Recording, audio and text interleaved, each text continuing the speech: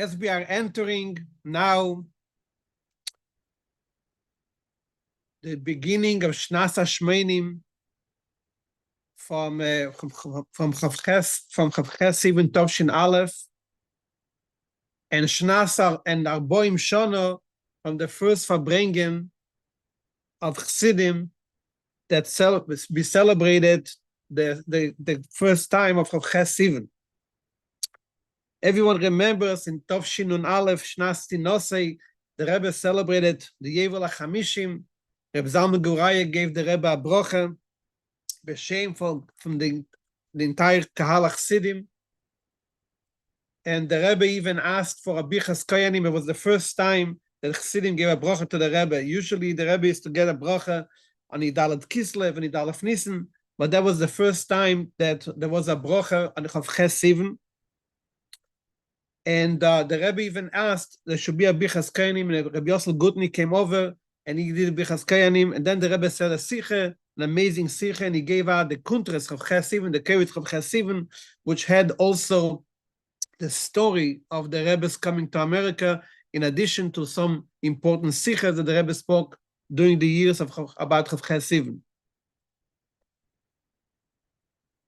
In addition, it was also the sicha from Tov Shimon Vov, which was the first time the Rebbe officially spoke about it in an indirect way, and then Tov Shimon Tel was the first time. What's interesting about this Chof Ches Sivan celebration, Yom Tov, that we can say that Chof Ches Sivan is the first one very important shlav in Gilui Mashiach. We all know the Rebbe Maharash said that the Inyan Chassidus, that the entire concept of Chassidus in the world is a Gilui Mashiach in the world. We all know the story that the Alter Rebbe said to one of the Maimorim, he said a kates when Mashiach will come. And the kates was, I think, Tov Kuv Tzadik Zayin, I think. And then when the kates came and Mashiach didn't come, so the Rebbe Maharash asked Tzemach Tzedek, what's the story with that kates? The Alter Rebbe said a kates. So the Tzemach Tzedek answered that the Likutei Torah was printed in that year, which means, so the Rebbe Maharash said, well, we won't have Mashiach bepoel. The Rebbe said the story many times. Why the Tzemach Tzedek said that the Likutei Torah was printed is the kates, because the Inyan from Teres Chassidus Chabad is that the Rebbe says in Kuntres Inyan Teres Chassidus, the Rebbe said, what the Inyan from Teres Chassidus Chabad, as mischoro neida mehusa, from the schar, from the reward for Chassidus, from the Futzah Menesech Chutza, what the Baal Shem Tov heard from Mashiach, as b'schus that when Mefez Amayonis Chutza, Mashiach will come, mischoro neida mehusa, from the schar, from the reward, will know what is the mehus of Chassidus, that Chassidus is the Torah of Mashiach. So Chassidus is the Gilui Mashiach, and that prepares the world for Mashiach bepoel. Now, there was once a very famous sicha from the Rebbe, and that's the sicha from Yutes Nissen Tovshim Memches. Those who know that Tovshim Memches was a year after the Istalkus, was a month after the Istalkus of the Rebbetzin, and that's the first time and the only time the Rebbe said sichas every night of Pesach, just like he used to do every night of Sukkot for many years, was an exception. Even the night of the Sdorim, the 2 nights of the Sdorim, the Rebbe said sichas. So, and it was Meridik Geluim that Pesach as a, so to speak, a response to the Avelus and the Tsar and Agmas Nefesh, and the Rebbe locking himself up in his house, v'chulu. So Dafke that Pesach, the Rebbe made the biggest shturim. And one of the things the Rebbe said that Pesach was the night of the 6th night of Chol HaMoed Pesach. The Rebbe spoke about Mashiach, and the Rebbe said that some people asked, what's mitamol, why all of a sudden we talk about Mashiach? And the Rebbe said, people say, we haven't heard it from others, that middle the street, the middle of the day, a person should scream, I want Mashiach now. And the Rebbe said, that's true. I did not hear it from my father. For sure, I did not hear it from my grandfather. And then the Rebbe said, and I did not hear it from myself until I came to America. But that line is a Meredika line, because what does that mean? I did not hear from myself. because the Friedrich Rebbe came out with the Kolkere, the famous Kolkere, La Alta L'Tshuva, La Alta L'Geula, mamish the month before the Rebbe came to America, Chof Ches Sivan, Erev Chof Ches Sivan, Tavshin Aleph. And yet the Rebbe didn't say, I heard it from the Friedrich Rebbe. He said, I did not hear it from myself until I came to America.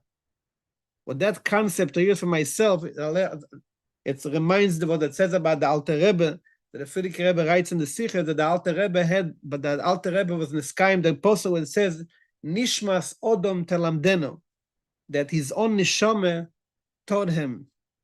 It says about the Friedrich Rebbe, about the Alter Rebbe, that when he was 5 years old, the Alter Rebbe told his children that when he was 5 years old, he already had the whole concept of Sefer Shel Beinanim, of the struggle between the Nefesh Elokis and Nefesh Habamis, the two Nefoshes.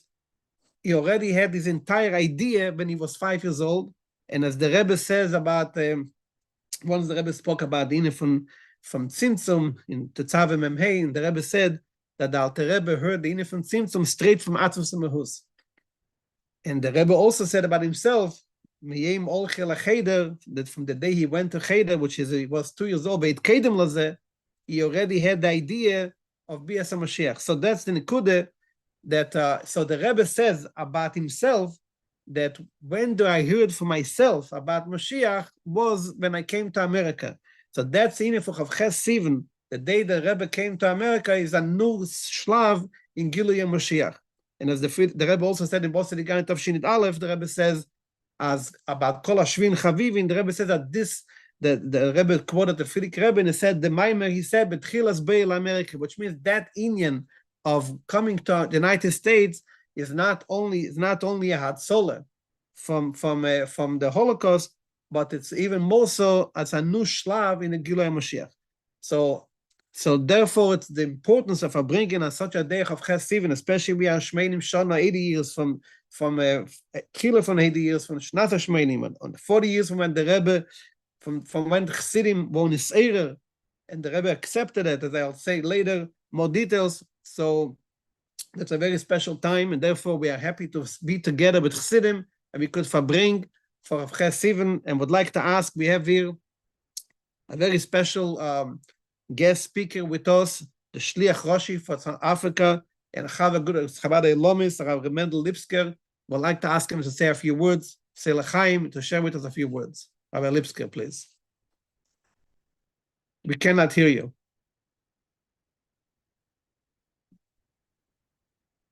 Rabbi Lipskar, we can't hear you. L'chaim. Oh, now we hear you. L'chaim. Here in South Africa, it's already Chof Ches, which is on Gut Yantiv, in the fullest sense of the word. And as you just heard, what it meant for the Rebbe to come to America. But this Farbrengen is a dual Farbrengen to celebrate the Shnas HaShmeinim, and also it's a Hachana for Gimmel Tammuz. And it's a little bit difficult to combine the two. On the one hand, there is an absolute unity in everything that Rebbe did.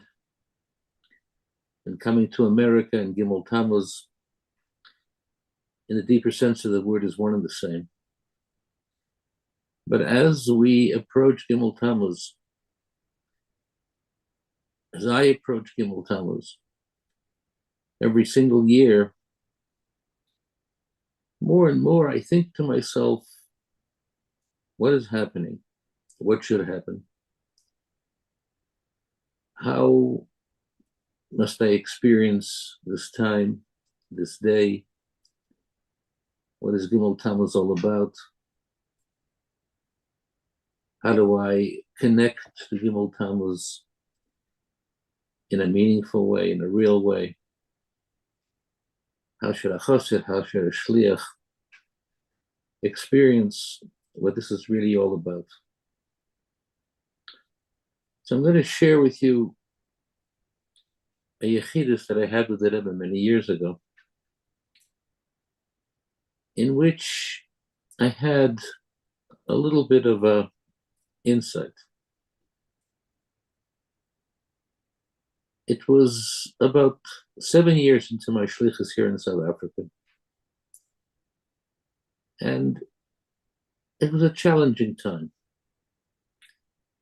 Challenging in the sense that I felt it was just continuing as it was continuing. I Baruch Hashem saw Hatzlach in the shlichus. It was going well, but it seemed to be going along in a pattern. It was just going along. When I went in the Yechidus, upon reflection afterwards, I foolishly wrote into the Rebbe that I was having chlishus hadas. My whole experience, my whole feeling was one of chlishus hadas. I wrote a number of other things as well, but that's one of the things that I wrote into the Rebbe. The Rebbe looked at me and said, das, was du schreibst wegen chlishus hadas, hat du es hereintrachten in dein Hatzlach, was ist Lamaila mit Tamba das, wird dir zukommen in das, was nicht haben kein chlishus hadas. And as everything that Rebbe says, it takes years and years, and perhaps forever, to unpack what those holy words actually mean. In a few words, the Rebbe gave me a direction and insight. And to this day, I admit I don't fully understand it, but I think about it often. And I think about it more and more. And I think about it in terms of my relationship and connection with the Rebbe. It was foolish of me to write those words into the Rebbe. Nonetheless, what did the Rebbe say to me? Das, was du schreibst wegen chlishus hadas, als du was hereintrachten in dein Hatzlache, was is Lamaila mit Tamba das, which was an indirect sort of compliment to the Hatzlache, which was Lamaila mit Tamba das. But at the same time, it was a rebuke. It was a rebuke because it was saying to me, what do you think? Your successes, your hatzlacha, which are l'mayla mitam b'das, extraordinary. You think they're your own? You think for a moment as a result of your talents and your kefes, who you are, what you've accomplished? Nothing of the sort. L'mayla mitam b'das. Something that's given to you. You're the conduit through which it happens. But it comes from a different place. It comes from a higher place. Dus hereintrachten in dein Hatzlache, was l'mayla mitam b'das, wird dir zukommen in das. If you think about it, you'll begin to understand things a little bit differently. Who you are, what your shlichus is all about, what the hatzlach of your shlichus is all about, what the purpose of your shlichus is all about, what the direction of your shlichus is all about, and in a sense, what your relationship with me is all about. And what will be the end result? There's neshama chlichus adas. You won't have chlichus adas. And there's so many different levels of interpretation and insight in those words. But what's the operative term? What's the operative term? And I think about it often. The Rebbe said to me,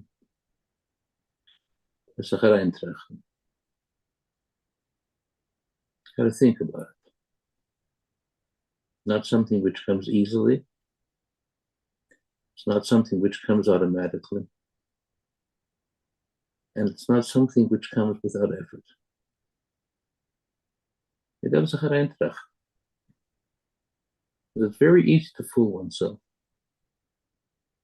It's very easy to actually think that, yes, your hatzlach is your hatzlach. Your achievements are the result of your wonderful abilities and capabilities.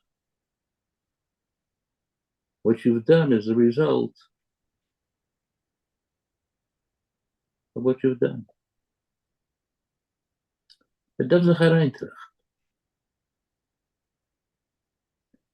And I think as we approach Gimmel Tammuz, this is why I share this with you, that we spend enough time to think about our relationship with the Rebbe. And not what he means to us, how much he gives us. Not how much he gives us. The totality of what he gives us. Without which, what would we be? Although we look around and we see great things. But chas v'sholom, without the source where it comes from, it would be pust und bist, empty. But that's a hereintrachten. And hereintrachten takes tremendous, tremendous effort. And honesty. And honesty in the sense that you have to realize your milas and chesrenas, as we all know, in the fullest sense of the word. People speak about and marvel at the incredible, unbelievable successes of Lubavitch and the wonderful work that Shluchim are doing and the accomplishments. And they are there, and there are many. What is it? What is it really? Who brings about all these accomplishments? Mustn't forget we're only conduits. Mustn't forget we're the real strength. Where the joyous comes from. The successes are l'mayla b'tam b'das. You look around the world, it's mamish l'mayla b'tam b'das. Unbelievable. Every time I come to a place where there's a young shliach and I see their accomplishments, l'mayla b'tam b'das. Where it comes from. L'chaim. We should approach Gimmel Tammuz, the pneumistic connection, the Ehrenskeit and Ehrlichkeit, with a depth of connection in the true sense of the word. It's a personal time, it's a serious time, it's a time of great honesty. L'chaim, l'chaim. L'chaim, l'chaim, Hashem Rabbi Lipskar for the Deren Meverter, l'chaim, and so the beautiful, beautiful story. I never heard that word before, so thank you. Yichidus is always very interesting to hear. Very important to hear for all of us.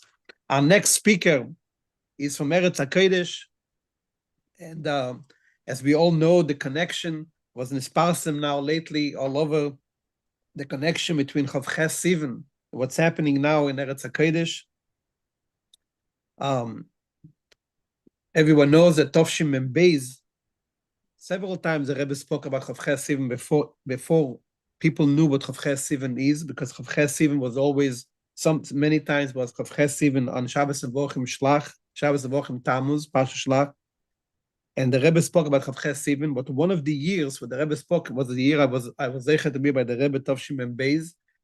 And the Rebbe spoke about Chof Ches Sivan in a way which is mamish negeya, mamish bashkocha protis, what's happening now in the world, in Israel. The Rebbe spoke that in the Gemara brings that the Gemara brings a story that happened on Chof Ches Sivan, and that story that happened on Chof Ches Sivan, the conclusion of that story happened on Chof Ches Sivan, which is exactly what's happening now. The Rebbe said a famous story in the Gemara. The Gemara brings a story that the Goyim came to Alexander the Great, came to complain against the Eden, that they want to take back pieces from Eretz Yisroel, shtochim from Eretz Yisroel. So first came the Bnei Yishmael, and their complaint was that that we are from the children of Avram, Shmuel ben Avram, so we also deserve a piece.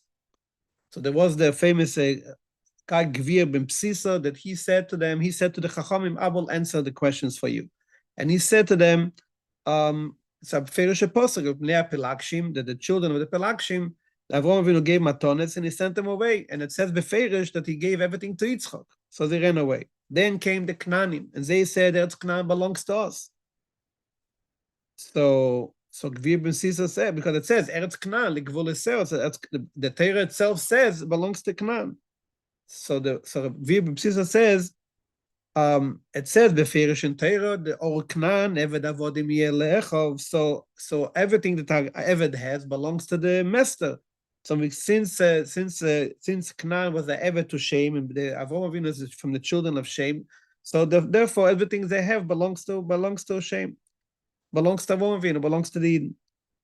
So, and not only that, there are some years he didn't work for us. So Alexander says, that's a good answer. If you have an answer in 3 days, good. If not, you all become slaves to the Eden. So they said, give us 3 days. And they gave them 3 days, and they didn't have an answer. And they ran away, and they left all the homes with the fields, with everything, with the kromim, and they ran away. And that year, they made a Yom Tov out of this. And then came the Egyptians, and the Egyptians said, it says, Vishalu, that the Eibishter told the Eden to lend all the items from them. So the Eibishter said, you give me the. The Eibishter said to the Eden to lend all the items from the Egyptians. So the Egyptians said they want to have back all the stuff, the kesef azov that the Eden took away from Egypt. So he said to them, but we worked for you for Shishim Riba Eden worked for you for 84 years. So give us back. Let's calculate how much money you owe us for all the work that you didn't pay for us. And they also ran away. So the Rebbe said, since it was the vikuach, the debate was on Chof Ches Sivan, and they asked for 3 days. So the 3 days, when the third day, Chof Ches Sivan. The Rebbe said that was the Yisroel, what's Chof Ches Sivan, that when a goy speaks, when goyim come and complain to Eden about Eretz Yisroel, so when Eden stand with a teikef and they say the truth of Pi Torah, and they hold to Eretz Yisroel in a hard line, they hold Eretz Yisroel with all the shtochim, so then the goyim themselves, not only they don't fight with the Eden, but they run away and they leave the shtochim with their houses, with everything, not even, the Rebbe says, not even as enemies who destroy everything before they go, that you shouldn't be able to enjoy it, but as friends that leave you everything. That when the goyim hear the truth, they werden is bottling ganzen and they help the Eden. And that's what we see now, what's happening in the world, that mamish, this old thing that the United States, as the Rebbe used to call the Odna Godel, the president of the United States got into to Iran and did what he did, was mamish happening between the old conversation between Chof Ches Sivan and Chof Ches Sivan. So we see now how everything that the Rebbe says and how the Rebbe's Yom Tov is affecting the entire world. So now we'll ask our Next speaker, Arav Reb Zalman Lipskar, the Rosh Yeshiva from the Shiva Tzira Shluchim in Tzfas, and Shliach for Rebbe in Tzfas, to say a few varim evert l'chaim, Rabbi Rabbi Kaplan. L'chaim.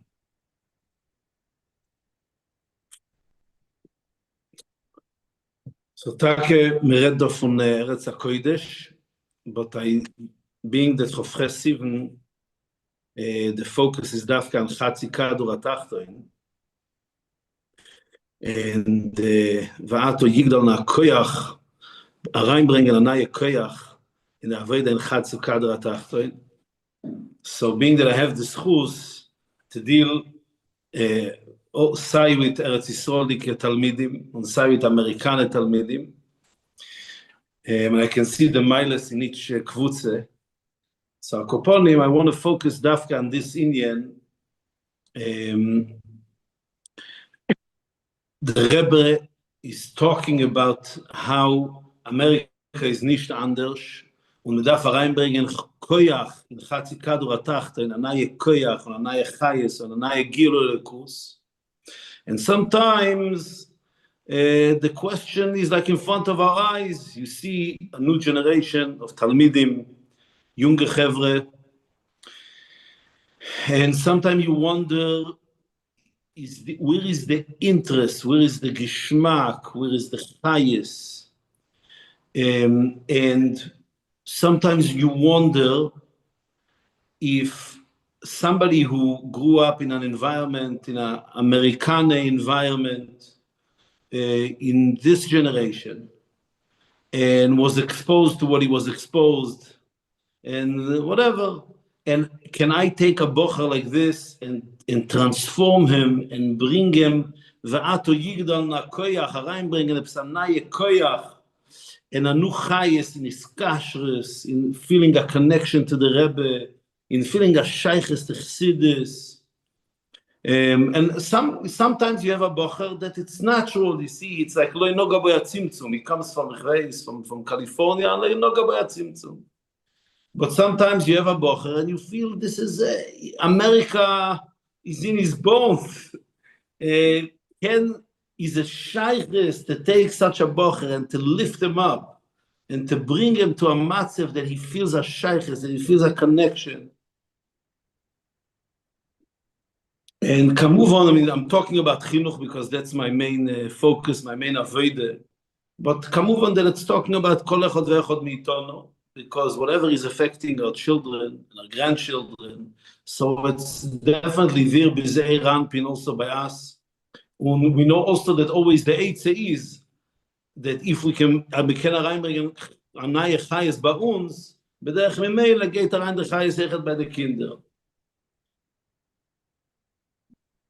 So I want to talk a little bit practically. What I feel is something that maybe one of the inyonim we can focus on, dafke in the Yemei Achona Gimmel Tammuz and Chof Ches Sivan.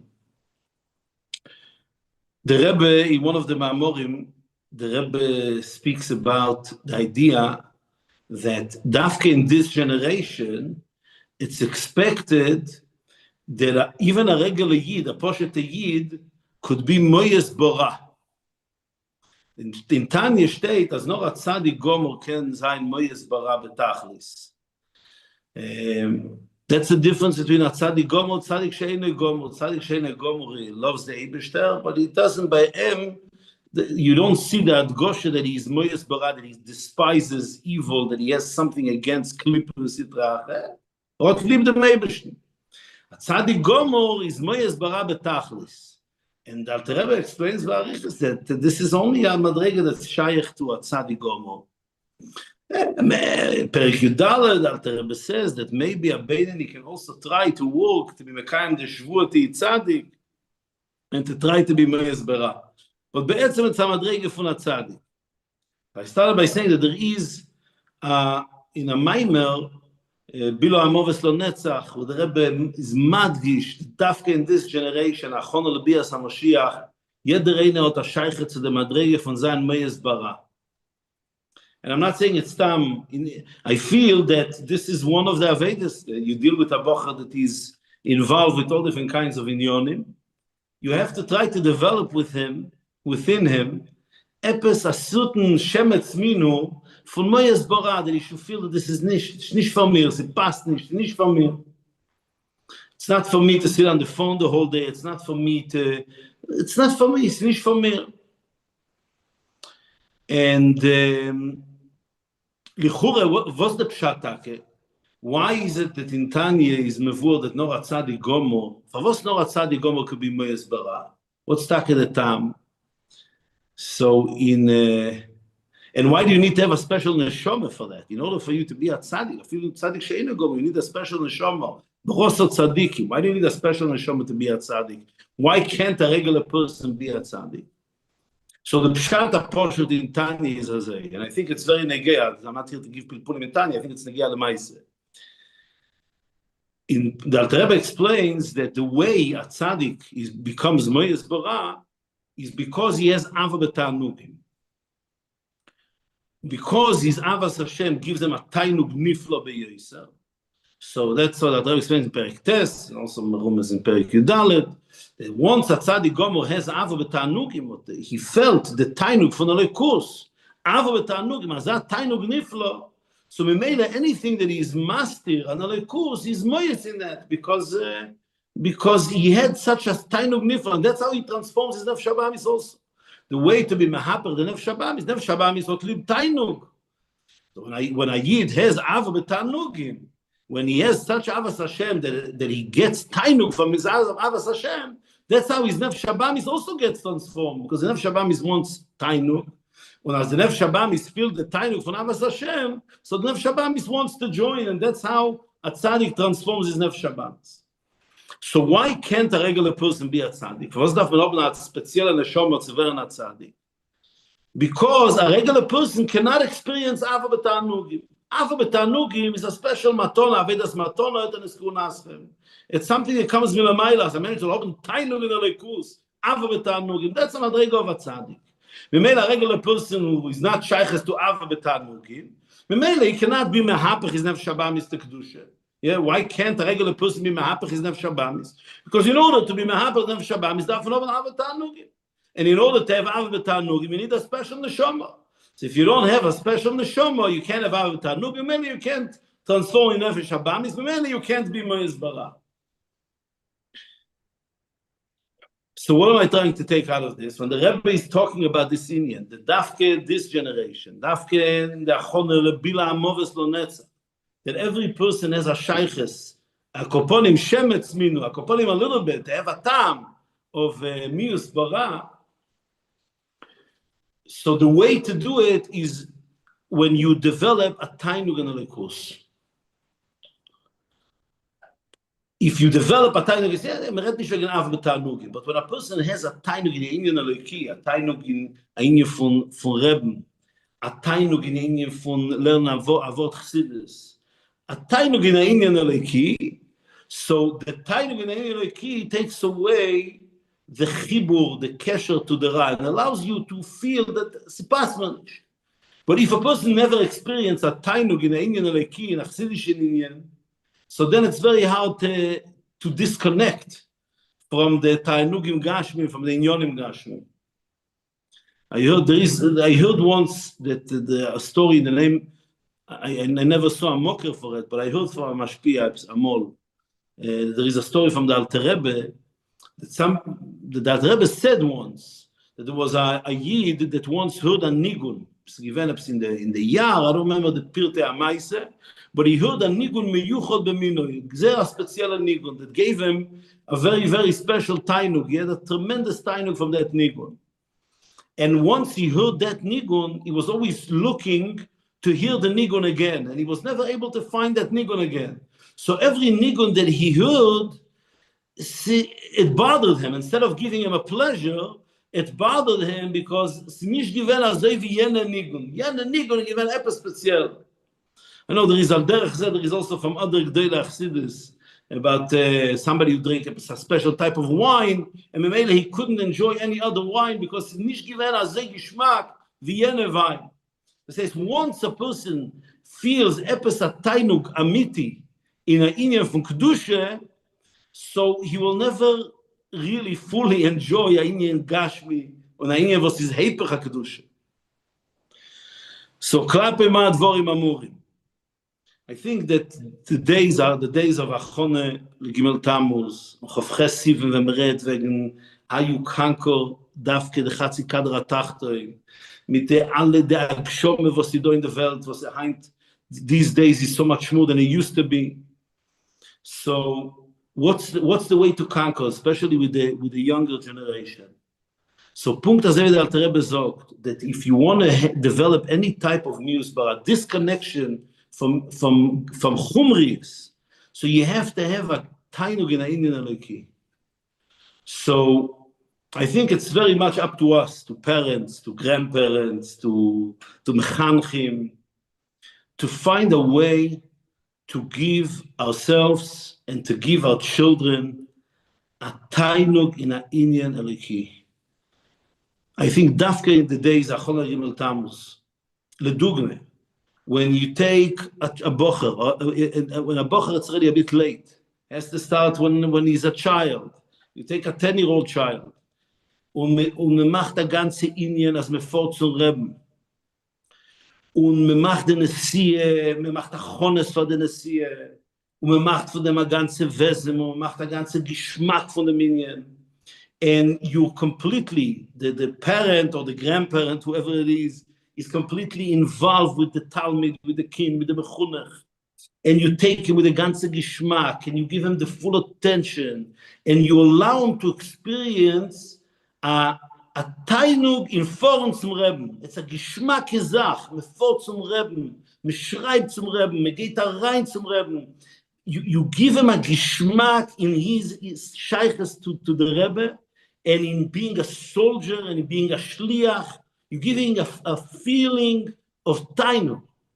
And if you are able to give a child, and the child experience once and a second time, a third time, a tainug in a Indian Eliki, so then later on, when it comes to the chumriyas von Chatzi Kadra Tachtoin, it's already not shenish dos. He already experienced a tainug in an Indian Eliki, in an Indian von Rebbe, in an Indian von Iskashrus. And then later on, when you have to separate him, or he has to separate himself a little bit from Inyonim Chumrim, it's easier because he experienced already a tainug in an Indian Eliki.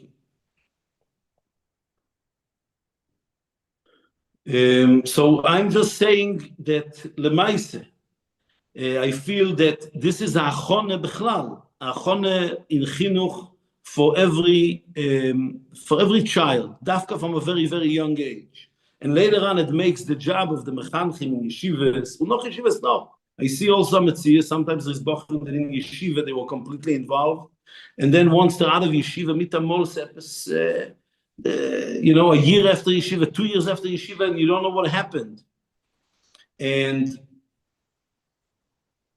I think that our job is to find ways to develop in our children a tainug in a Indian Eliki, a tainug in Foren zu Rebbe, a tainug in a Maimer Chassidus, a bocher that chazer the Maimer Chassidus and finish the Maimer Chassidus. Poshet mach a ganze Farbrengen von dem, mach a ganze Messibe von dem, a bocher hat gelernt a Masechte Gemorre, celebrate a Indian von Kedusha, celebrate a Indian von Rebbe, celebrate a Indian von Iskashrus. Give him tainug in Elikus. And it doesn't mean that there will be no challenges later. Challenges will come. But once that the Indian from Ava B'Tanugi, so then whenever you deal with whatever it is you're going to encounter, it will be much easier to work with them.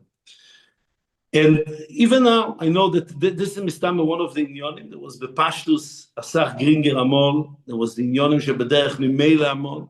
That's why you see that Yidden that had this schus, Zayn Bam Rebbe, Zen, and Farbrengen. So they experience something that they can always go back to. And we know that in this generation, the avodah that was given to us, nothing happens b'derech mimele. Everything has to be through an avodah and through his yigiyah. But when there is the possibility, without a doubt, that you can give a child, even a young child, kol sheken a bocher, a tainig in Indien von Iskashrus, a tainig in Indien von Chassidus, a tainig in Foren zum Rebbe, and every little experience like this, later on, allows this bocher to raise up and to be mekayim what the Rebbe says, v'ato yigdal nakoyach adnai, that a reinbringen a naye koyach davke in chatzika dor atachtoin, and then you see dafka from this bocher, you see the greatest results, and they end up fulfilling the Rebbe's shlichus in the greatest way possible. So l'chaim should be zeicher first of all to find the gishmak in the time within us, and we made it to give it over to our children also. Chaim. L'chaim, Yasher Koyach. Yasher Koyach, Rabbi Kaplan. For the Varim what you just said is mamish the nekuda. Very, very important what you said, and mamish the nekuda of Ches Sivan. As we will speak later, the Rebbe made the first time when the Rebbe spoke about Chof Ches Sivan ba'arichas was in Tovshim Memtes, and the ganze nekuda of Chof Ches Sivan was about leine von shlach lechol ledaitcha. So this is the nekuda. The Rebbe mentioned that there are two seder avedas. There are selach. There is the aved in Pirkei Avos we say the aved from Aseh Retzei Kirtzeincha, and the aved from battle Retzeincha Pnei Retzeinai. And the Rebbe said that two avedas, one from Kabbalah Seir, one from Tainog, one from Daber Bnei Yisroel, Tzavis Bnei Yisroel, you do a mitzvah because the Eibishter command you, and the other one is Shlach L'chol Daitcho, you do it because you choose to do it. That's in from Tainog. So what you just said is mamish the nekudah of Ches Sivan, as that the Ikar Aved that the Rebbe said is Dafke Shibil L'chol Daitcho. As I mentioned before we go to have our next guest speaker, as mentioned before, that now we are reaching 40 years from the first time that we celebrated Chof Ches Sivan, which everyone knows. Chof Ches Sivan was a mystery. Nobody knew about the date. Nayem Yem, it only said that the Rebbe came to America in 7th Tovshin Aleph, but the date was not known.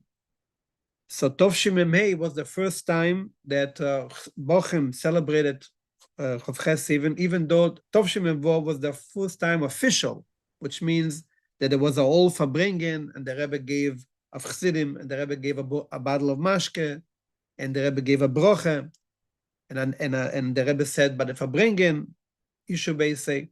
Just lately, what's interesting, right before Chof Ches Sivan Tovshim Memvov, which was 45 years when the Rebbe and Rebbetzin came to America. So lately there was a recording, what was published, a recording from a telephone conversation between Rebbe Menachem Yunik, the Shliach Harav Yunik, Menachem Yunik in England, when he was then a bocher, a recording from him, a conversation that he had with the Rebbetzin in Mamish before Chof Ches Sivan Tovshim Memvov. And in that recording, close to the end of the recording, he was a ben bais in the Rebbe's house by the Rebbetzin, as the old unique families that were Meshamishim Bakedesh, Mashbakim. So he knew the Rebbetzin, and Imamish spoke to the Rebbetzin like a child to his mother. And he spoke to the Rebbetzin about some medical issues he had, v'chulu. And then at the end, he said to the Rebbetzin that he has a birthday on Shabbos. That year of Ches Sivan was Shabbos. He has a birthday on Shabbos. And he's asking for a brocha, and the Rebbetzin said in a very interesting way, Ich liebe gem dem Mann.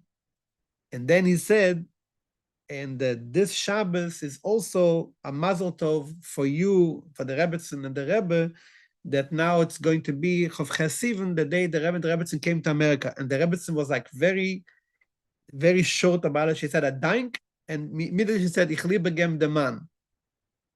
It was very interesting how, when it came to the end, the Rebbetzin 3 times said, Ich liebe gem dem Mann, and everything that he said to her. Before it was a conversation about his matzav, but when it came to the end, she said 3 times, Ich liebe gem dem Mann, almost like the way the Rebbe would say, Asker Alatzin. Literally, she said that, Ich liebe gem dem Mann. Then he said, Chof Ches Sivan, she said, Dank, Ich liebe gem dem Mann. Everything that he said, she said, Ich liebe gem dem Mann. And what we could see that Shabbos, this was mamish 2 days before Shabbos, and that Shabbos, the first time when there was the big shturim of Chof Ches Sivan, so when Meir Ali came up to invite everyone to the Farbrengen, it's a very, very famous story. The Rebbe raised his hand with a big shmeichel, and the Rebbe, he said, Alle sind eingeladen, the whole Olam is invited to come to Farbrengen for Chassidim in honor of the Rebbe's coming to America. So the Rebbe raised his hand with a big shmeichel, and the Rebbe said, Ishu Beisai, which means the Rebbe and the Rebbetzin, which was the first time, I don't remember, the Rebbe should mention the Rebbetzin in public like that. There is once the Rebbe mentioned the Rebbe, once or twice the Rebbe mentioned the Rebbetzin, once by Asicha in the Lameds.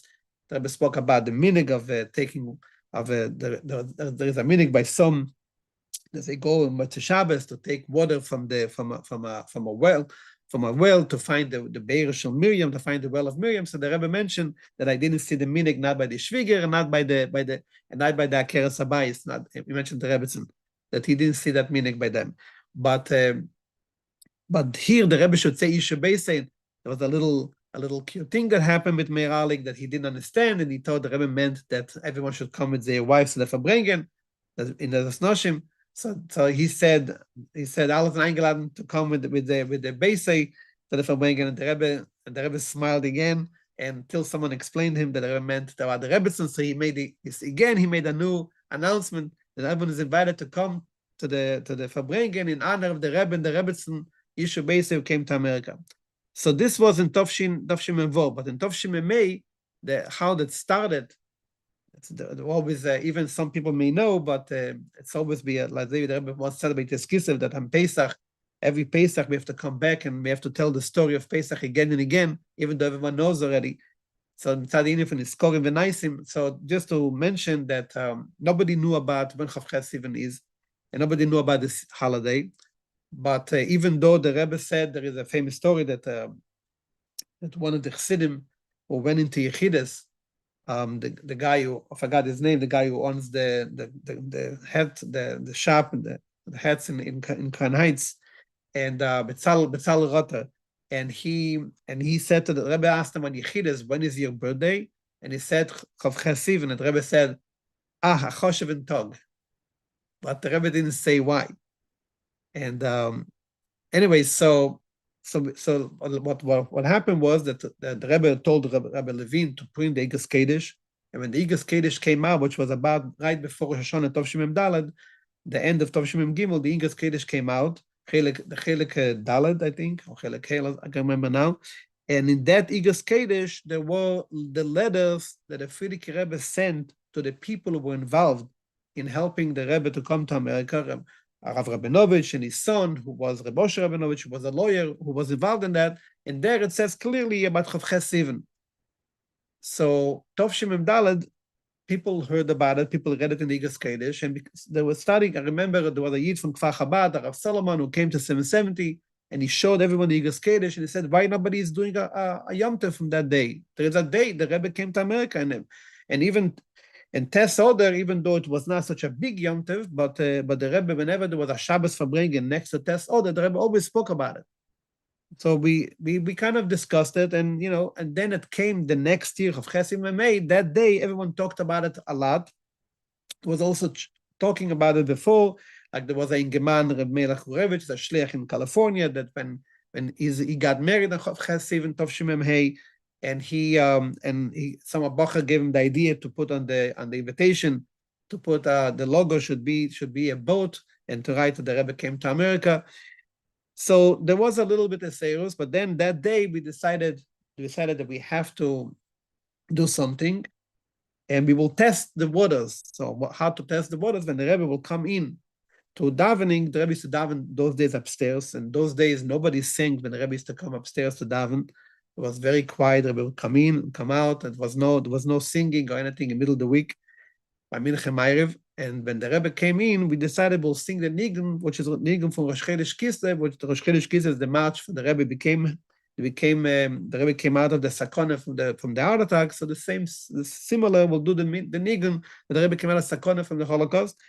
And as we sing that the Rebbe came out and he heard singing, the Rebbe immediately, as he walked into the Zal, he made with his hand. We saw right away that the Rebbe accepted as this is the right thing to do. And so that night we all sang, we all Farbrengen all night in the Chidasheni was a small Farbrengen, but the Bochen Farbrengen that night. But only the next year, Tovshim Evov, we already decided that we have to make a huge Farbrengen like Rosh Chodesh Kislev, and we asked Meir Alik to be the MC. And And we called a few from the elder Chassidim, Rabbi Poizner, Rabbi Fogelman, and a few others, so Rabbi Sharfstein, the Sharfstein's brother, I forgot his name, and all those who were bochim in 770 in Tafshin Aleph, that they should come and tell the story, what they remember when the Rebbe came to 770, and they agreed to speak. It was beautiful. So that was that. So that Shabbos, before Shabbos, we came up with the idea it would be a good idea to make a tshuva, and we ran upstairs to the Vad. I ran upstairs, and Moshe Shigala was very nice, even though he was very busy. He was very nice to me. I told him I must have a tshuva. It was last minute. It was mamish 2 hours before Shabbos. So I put in in those days to print something was a very complicated. It wasn't like today. And so we made a nusach ashar in honor of the Rebbe and the Rebbetzin coming to America, 45 years. And then we signed Vad Sichas Kedesh, because this was the Sichas Kedesh. We were printing them with Reb Gershon Eichhorn. We needed a name who is doing it. And then we put, and what do we put there? We put the letters of Frierdiker Rebbe wrote in the Movei, and also we put the Sicha from Tes Odom Memhei. That year, the Rebbe spoke a beautiful Sicha about the Frierdiker Rebbe coming to America. And the Rebbe said that this is like Tes Kislev. Tes Kislev started Fot Samayonis and Chatzik Hador Elyon, so Tes Odom Memhei started Fot Samayonis and Chatzik Hador Tachten.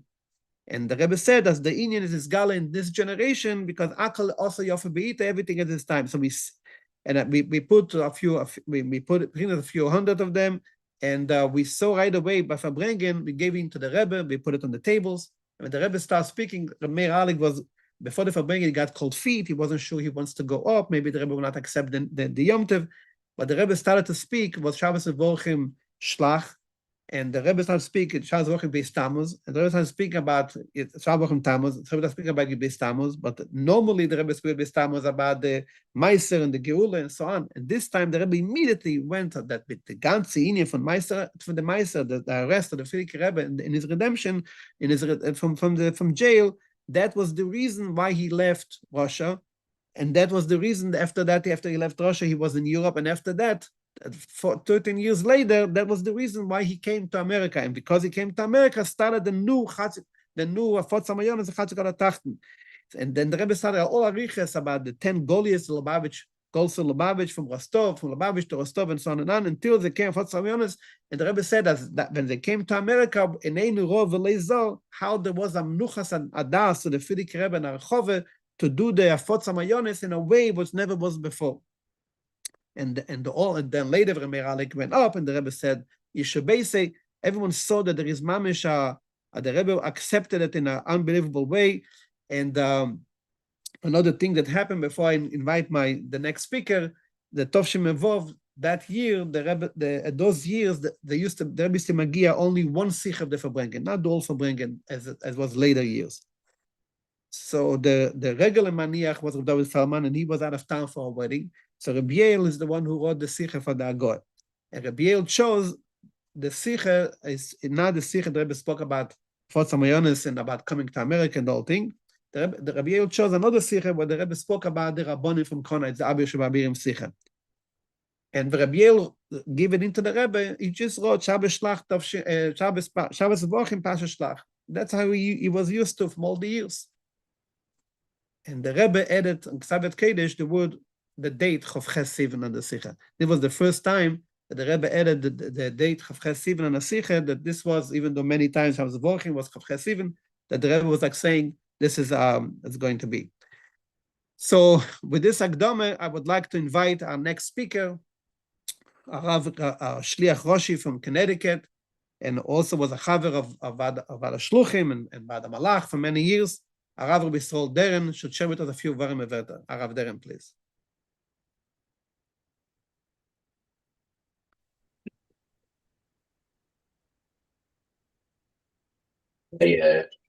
One Rabbi time Deren. I said, do you hear me? Yeah.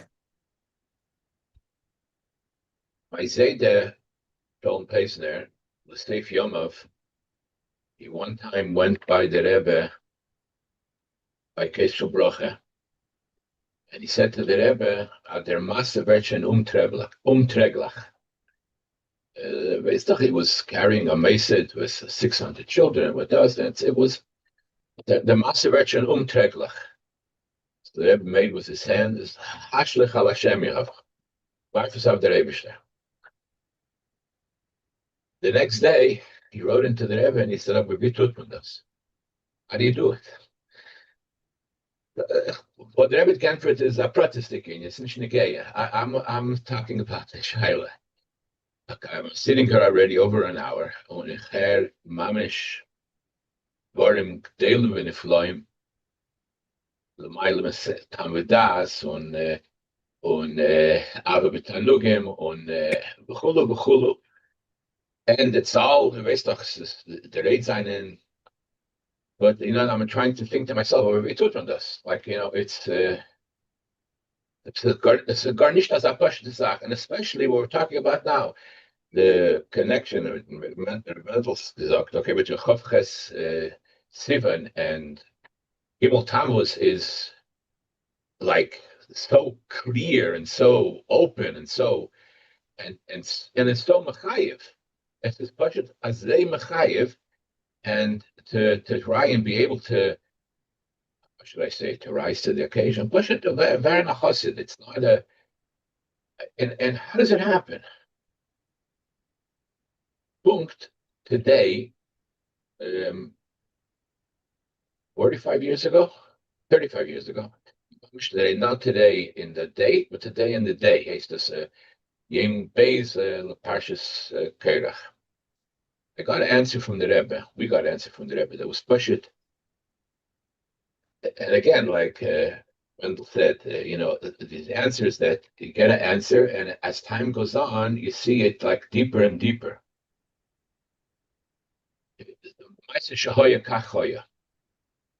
That Shabbos, there was a Kinus HaShluchim of the Kinus Ezeri of New York and New England. In Lake George, I see Mendel Rubin is looking at me. He was one of those that were there. His father was, that's the one that was Margit. And it was an unbelievable Shabbos. It was the Shabbos with the Shluchim, the Shluchis, the children, everybody. It was unbelievable. We made gedaven, we made gelernt, we made verbracht. And it was like non-stop 30 hours of Kamat Me'ein Elam Haba. There are, again, I have somebody on the line, I believe he's speaking later, but ich hab's gehört von Etelchav, the kids that were there, that's when they knew that they were going to become shluchim. It was a gewaltige Shabbos, it was Sunday afternoon. So I was left together with another shliach of Arnslonim to write a duch to the Rebbe of the Shabbos. So I took a paper and a pen, and I started to write Yem Aleph Leparshas, and I couldn't write the next word.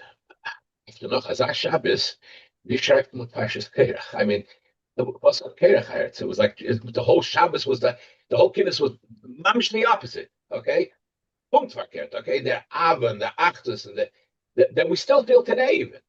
And I'm going to write it. So I can this schreiben. So I took a chumash and a ugubletter. I took a second and I came onto pasuk and I wrote Yem Aleph the Parshas Ani Chelkecha v'Nachaloscha, and then we wrote the duch. Sunday, that was Sunday. And Monday was I remember when it went in. I think it wasn't more than a couple of hours. I got a telephone call from the masker. I should come see the answer because it's so beautiful, but come to see it. I came to 770 and I saw what he showed me the zettel, what was the whole answer. The Rebbe circled around the words Ani Chelkecha v'Nachaloscha and wrote the Kol Aleph Aleph, the Kol Echad Ish V'ish Echad, the Kol Echad V'Echad, Asher Nod V'Ruchei V'Chulu K'Psaktin HaRambam. Obviously referring to the Rambam at the end of the very famous Rambam at the end of Hilchos Shemitah V'Yevos. The Rambam writes about somebody was made up his mind, Badal Makolin on Elam Hazeh. This he's becoming a Skadish, Nishna Shevet Levi, but we Vertan Skadish, Mamish, we Kedish Hakadosh. And when we got it, it was like such a, whoa, the Rebbe is saying that on us. The Rebbe is saying that on us. It was like, it was such a, I don't want to use 21st century terms, but like such an affirmation. It was like, yeah, and it was, but the truth is, I was sitting on Shabbos, thinking about now and thinking about Gimmel Tammuz. And as I was thinking about it, it got a whole deeper meaning.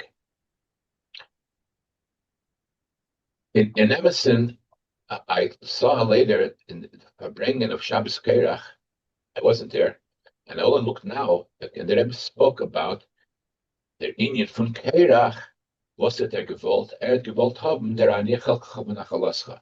He wanted to be King Gadol, he wanted the Anichel Chabonachaloscha. Das hat Keirach gewollt. And the Rebbe was saying it on Mayusa.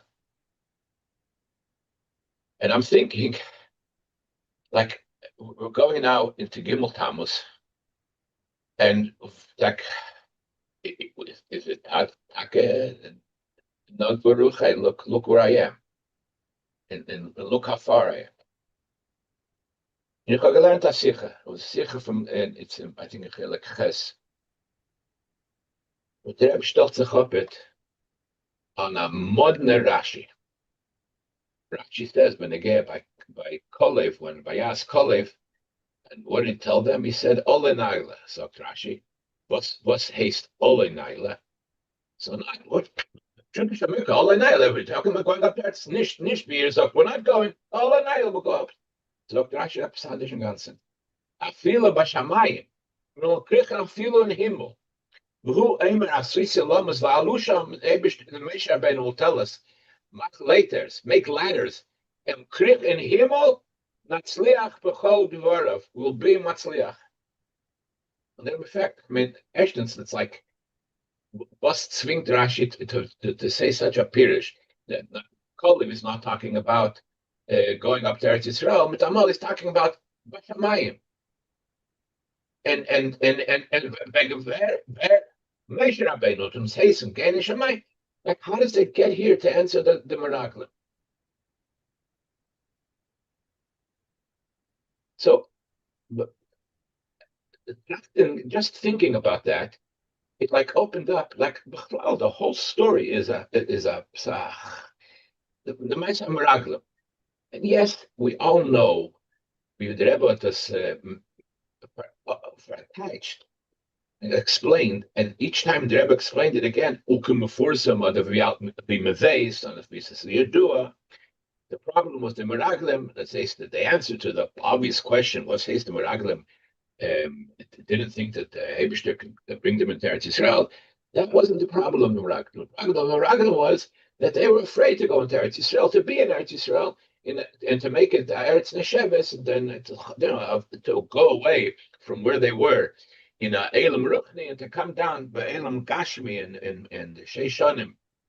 Tizer Kamecha was not, they didn't want to do that. They wanted to stay and learn. What? They wanted to stay and learn. What were they going to learn? They were going to learn Torah. And what steht in Torah? That the whole reason that Eibishter gave the Torah, Adus Farbrengen Dolamata and Elam Haze, and in Eretz, make Eretz Yisrael Eretz Nesheves, and the Sarab talking about Gashmis. So they knew that also. So why did they say no? I mean, that's like the Karnamakasover. What were they thinking in the first place? I think Be'etzem, it's a Hagdama to Gimmel Tammuz. What was the problem with the Meraglim?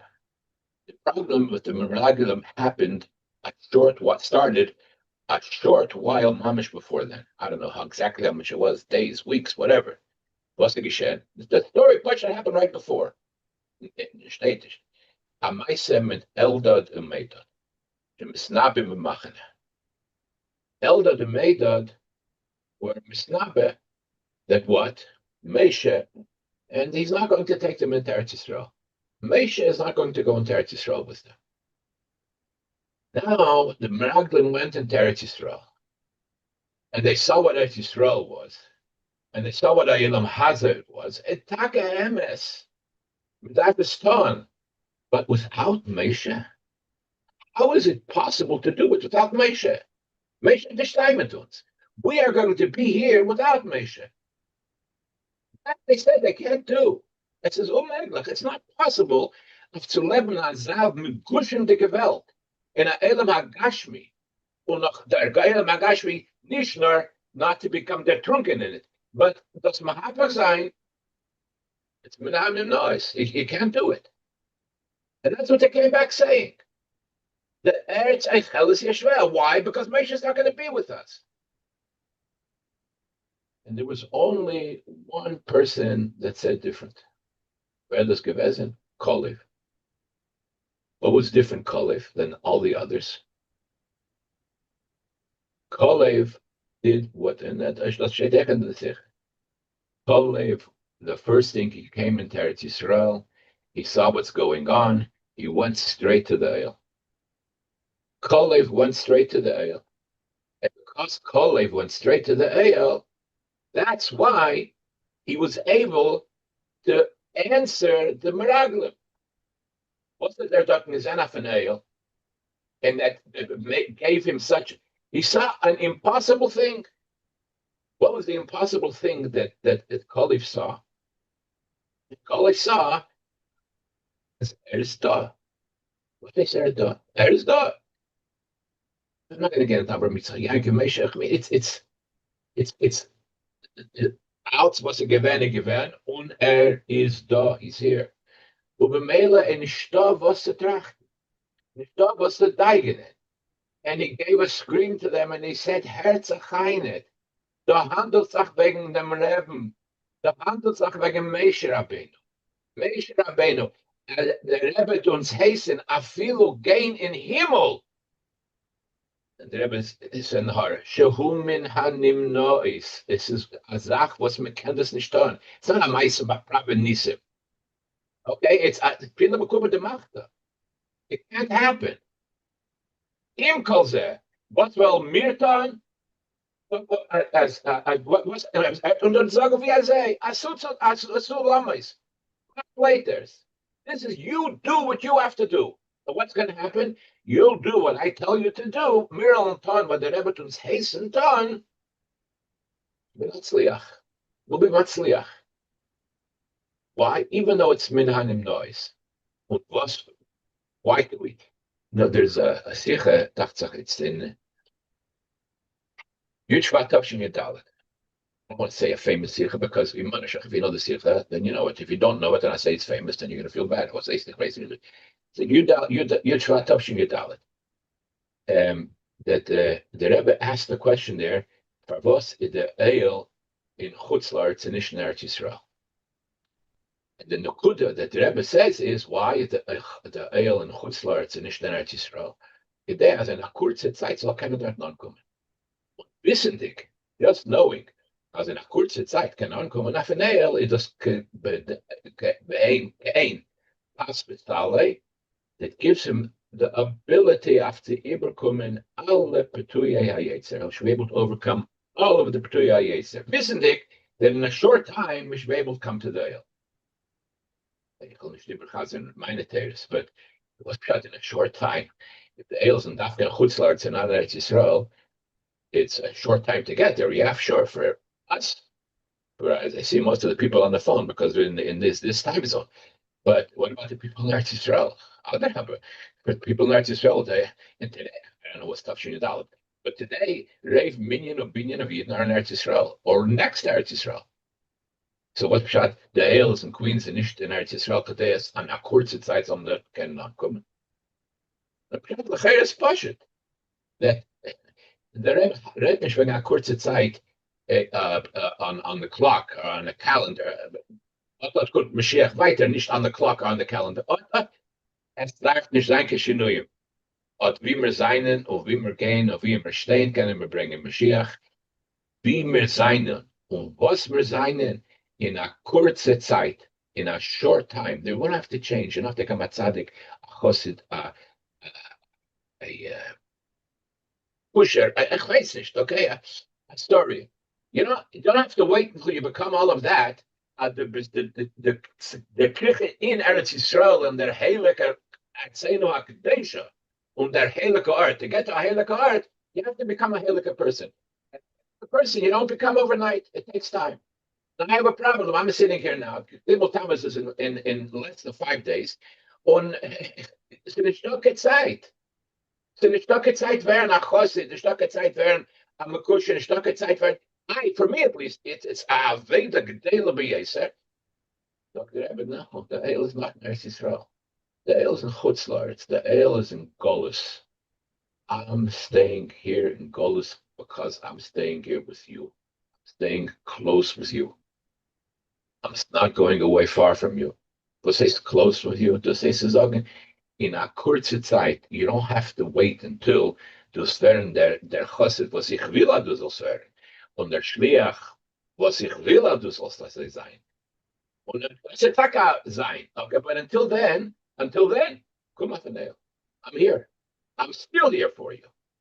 Ich bin noch alles da. Bin not Schliach. Just do what I tell you to do. Ich bin nicht angekommen zu them. That's what I'm telling you. I'm not going away into Eretz Yisrael. Moshe Rabbeinu is nicht weg in Eretz Yisrael. The Rabbeim sind, the Rebbe is here with us. Watch it. What says the Rebbe is here with us? Just take a look at the night there. Zalman Kaplan was worrying about their kumbus ticket. I'm not going. He's a mechanech. I'm not going to mix into the business of the mechanechim or chas v'shalom. But I just know I look at them, okay, and oh boy, what I see is like halavai wollte mir gewesen wie sie sein.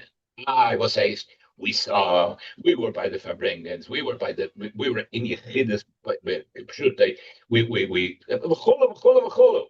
and some of their parents were born after Gimmel Tammuz. Und ihm calls es wächst da door, okay, auf nimmesdike chassidische Bochum in Geleit, which is a davar that is min hanim nois. It's impossible, and it is. It absolutely is. And when it comes now to back to my original problem, that Veistach aber, yes, they tuten das. The Rebbe doesn't say krich. The Rebbe says, Asu sulamis. You do what I tell you to do. Do was a chesed. A sulam is atrit mit atrit. One step and a second step. Wo ist der Ankommen, wo bin der Juk, wo ich will, du sollst dort ankommen, und du stark als matzliach sein. Shit begashmias. And you feel like, I once heard, I don't know if it's a English marker, but that the Rebbe said when the Rebbe reads a zettel, so they don't just read the machshava of what the person who was writing the zettel had when he wrote the zettel, but also the machshavas that he had when he wrote the first draft, the second draft, the third draft, until the final. So he sees the third draft and the second and the first. It's all there on the zettel. And I have no doubt when the Rebbe saw Yem Aleph the Parshas Anichelcha v'Nachalascha, he also saw that Yisroel actually wanted to write Yem Aleph of Parshas Kerach. When he thinks he's by Parshas Kerach, and Yem Beis of Parshas Kerach, and Yem Gimmel of Parshas Kerach, and Yem Dalet part, it's Parshas Kerach by Zogechem, Senitase. It's Nitase. I gave you a job. Your job is to make from a Kerach Anichelcha v'Nachalascha. Exactly like Rebbe said it in the Farbrengen, that job, and that next job is I do meinst, I do kennst nicht. I'm here right with you, and I'm here right next to you. Du darfst, und Ichelton. I'll make sure that, like the Rebbe once said to me, du wirst gedenken, du hast mir zugesagt, wirst du sicher kennen, Eisel. Soll das Attacke sein? Chaim. Chaim, Rabbi Deren, Yeshikoyach Adevar Meveret Alachaim. Just to comment on what you said, since the Rebbe said as Rev Minim Rev Binyan is in the United States, is a grace Shailet Zistake Emes as a based of we don't know how many Yidden, how many people in Israel they count as Yidden who are really going from Russia v'chulu. But the Iker Nekuda is as Chutzloretz, and most of Chutzloretz is sicher Rev Minim Binyan von Yidden in Chutzloretz. Und nicht in Eretz Yisrael. Akoponim, the Rebbe did say... My point, Rabbi Greenberg, my point was in a kurze Zeit, okay? Zu Rev Minyan, zu nicht Rev Minyan. Let's say there's only ein Yid, okay, was left. No, the vote was made. The Shaila, the Zelba Shaila, what? No, the vote was made. I understand, okay. Rabbi Greenberg wants to make sure... The vote was made. Even though my Zionistische feelings come out even though okay. even though the Rebbe did say the last Sikha before Chav Zayin Oda, the Rebbe did say as the Ine from Kibbutz Goliath at Tzchon game. The Rebbe said Tzchon game the Ine from Kibbutz Goliath, and the Eden are going from Russia to Israel. So the Rebbe never said before such a lotion. So maybe there is a shino in that Rev Minyan Rev Binyan, but Akoponim Zicher, the Rev Minyan is Zicher in Chutzloretz. If there are 15 million Jews, even if they claim there are 7 million in Israel, for sure there is more in Chutzloretz. Ich habe gesagt, nicht Rev Minyan sein in Chutzloretz. Alle Iden sein in Chutzloretz. Die Iden in Eretz Yisrael sein in Chutzloretz. Oh, okay, now I get it. Weißt doch, die was kennen der Kirche in Eretz Yisrael, Mama. Yeah, now I get it. Now you're reminding me the story of what Meir Alik told us, the famous story. Meir Alik said that B'shas the Stalkers, Tavshin Yud, so when they came to bring the Oren down, so the minig is Chave Kadisha, they always pour offer Eretz Yisrael in the caver. And the Rebbe said loud, the Rebbe does need. The Frierdiker Rebbe doesn't need offer Eretz Yisrael. And there was a geshrei from the family, from members in the family, was says, and the Rebbe said loud, as mein Mann sagt, darf nicht, halt ich mit ihm. And they didn't put in. The Rebbe says that, talks about that in the Sikha Yud Shvat Tav Shin Daled. Right. In that Sikha, clearly the Rebbe says, what's the reason why it is Eretz Yisrael. As the Rebbe says, as in Eretz Yisrael is the Chub. In Eretz Yisrael, where the Chub nicht given is dort ein Etzem, is nicht begilui. There is the Etzem there, but not begilui. Wo is der Etzem begilui? Is dafke ba'adzelach tzadikim, was bazei nicht gwen kechubim, wie Rashbi mit der Rabbein. That means that dafke ba the oil is the Etzem begilui. That's what you said before so beautifully about going to the oil, but that's the important, because that is the true Eretz Yisrael. Everything else is take chutzlot. Whereas the true Eretz Yisrael, I didn't listen very carefully to what you said. Sorry. Akoponim, now we have a next speaker. That's a Chassidische Farbrengen, but that's a bisschen, So anyway, the next speaker we have here, very important speaker. And before we invite our next speaker, I just want to mention that it is a big mystery. Why take all the years we did not know Chof Ches Sivan? It almost feels like the Rebbe was a tzaddik nister in all the years of his Nesias. I mean, but only found out Chof Ches Sivan 35 years of the Rebbe's Nesias. And the wonder is because there was already the Frierdiker Rebbe put an announcement in the newspaper, in the Morgen Journal, on Tuesday, Chof Ches Sivan Tov Shin Aleph. The Rebbe came to America on Monday, Chof Ches Sivan Tov Shin Aleph, and the next morning there was a Meidoeh that Guru Siddur Chabad put in the newspaper, and the Meidoeh is a beautiful Meidoeh, and how we got to it, it's actually thanks to my son Rabbi Mendel, that when he was in New York, because there was a type Meidoeh that was in the Lubavitch archive, Rabbi Dovizak Klokovsky, there was a type Meidoeh, there was a type to Rishime, something looked like an announcement, and he didn't know what it is. He thought maybe it was a Meidoeh that someone hanged in 770 on the wall. And when I read it, I felt it must be that this is a typed Meidoeh which was sent to the newspapers. And I asked my son, Rabbi Mendel, and his wife, that they were in New York at the time, they should go to the library, the New York Library in Manhattan, and look for the newspaper Morgen Journal from that day, from the next day. And immediately they found this Meidoeh. It's a beautiful Meidoeh. It must be the Frierdiker Rebbe wrote this, beside the fact that those days the Frierdiker Rebbe was the Rashag was the head of a guch, and so the Frierdiker Rebbe would definitely, but the Leshenes there is mamish the same Leshenes the Frierdiker Rebbe used in the letters, which there are unbelievable Leshenes. The Moshel is a Loshen there about the Rebbe, Chasne de Venesiye or Imtzoi, the middle Chasn, because the Frierdiker Rebbe had three Chasne de Venesiye, the Rashag, he had the Rebbe, and he had Mendel Ornstein, and at that time Mendel Ornstein was still alive, but never we saw anywhere in any publications about the Rebbe such a lotion Chasn ben Sio Imtzoi, the middle Chasn Imtzoi, and then there is the Leshenes are going to Amiti Sheshkeles. I once wrote about it that the Chasn ben Sio Imtzoi is reminds of the Rebbe Rashab. The Rebbe Marash would say about the son, the Rebbe Rashab, that he is my middle son, and that he was the middle son. And the famous story, the Frierdiker Rebbe told the Rebbe, the Yem to make the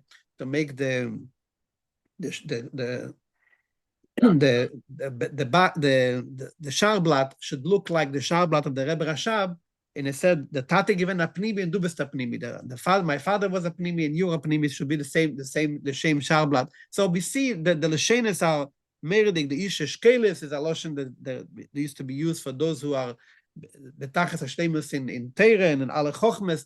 The Frierdiker Rebbe wrote Leshenes, unbelievable Leshenes. He wrote about that he's the son of Rebbe Yitzchak, and even though, I mean, it's like he's already a Edom, he's already a son-in-law for so many years, and he writes now, says if like it's an invitation to a wedding, he writes he's the son of Rebbe Yitzchak, and the whole thing, and it's very clear because it doesn't say that he's the Chosn of the Frierdiker Rebbe. So if they make a medo in the newspaper, they should write Chassid v'Nesiyah Hakadmu Marayatz, but the Frierdiker Rebbe himself wrote this. So this was a mamish, must be the Frierdiker Rebbe himself wrote it. So the question is being asked, if the Frierdiker Rebbe made a medo in the newspaper, that the Rebbe came Chof Ches Sivan, how could it be such a date was not remembered all those years, and only when the Igros Kodesh came out, all of a sudden the day was revealed, and even that took another year, and only the year after the Bochem started, and then the old Chassidim, and then the Rebbe accepted it. And even though the Rebbe gave answers, beautiful answers for the first 3 years, from Tovshim Mem Vov, Mem Zayin, Mem Ches, the Rebbe gave Merdike answers. The Rebbe said, Keni Vasatev, and the Mem Zayin, the Rebbe wrote, Eskate Alatzim, Pulim Sheches, Beisofe. Then the Rebbe wrote in Mem Ches, Keni Vasatev, Pulim Sheches, Beisofe Dafke, very strong lines. And then there was a Maimer, the contrast in Mem Tes, the first time there was Magia, the Pesach Dover for the Maimer. And then, but the Farbrengen, the Rebbe started in an unbelievable way. The Rebbe said those first words, the Rebbe said that since the Rebbe almost gave an excuse, the Rebbe almost like excused himself because that he's starting a whole Farbrengen about Chof Ches Sivan, and he said, because the Rebbe Rashab said, if it's Meisiv Tzir Shamayim, so you're allowed to be Mechadish new things. And the Rebbe said, since we saw that there was a celebration of Chof Ches Sivan for 3 years, and we saw that it's Sholosh Shonim is Chazoke, and we saw that it came out very good Titzoes out of this, very good results, and that gives the koyach that how it will be Chof Ches Sivan in all the years after, that will bring Pulas Teves or Beisofe. So that's the importance of this Farbrengen. So the Rebbe himself said that Chassidim celebrated for 3 years, and therefore it became an official, and the Rebbe is accepting it.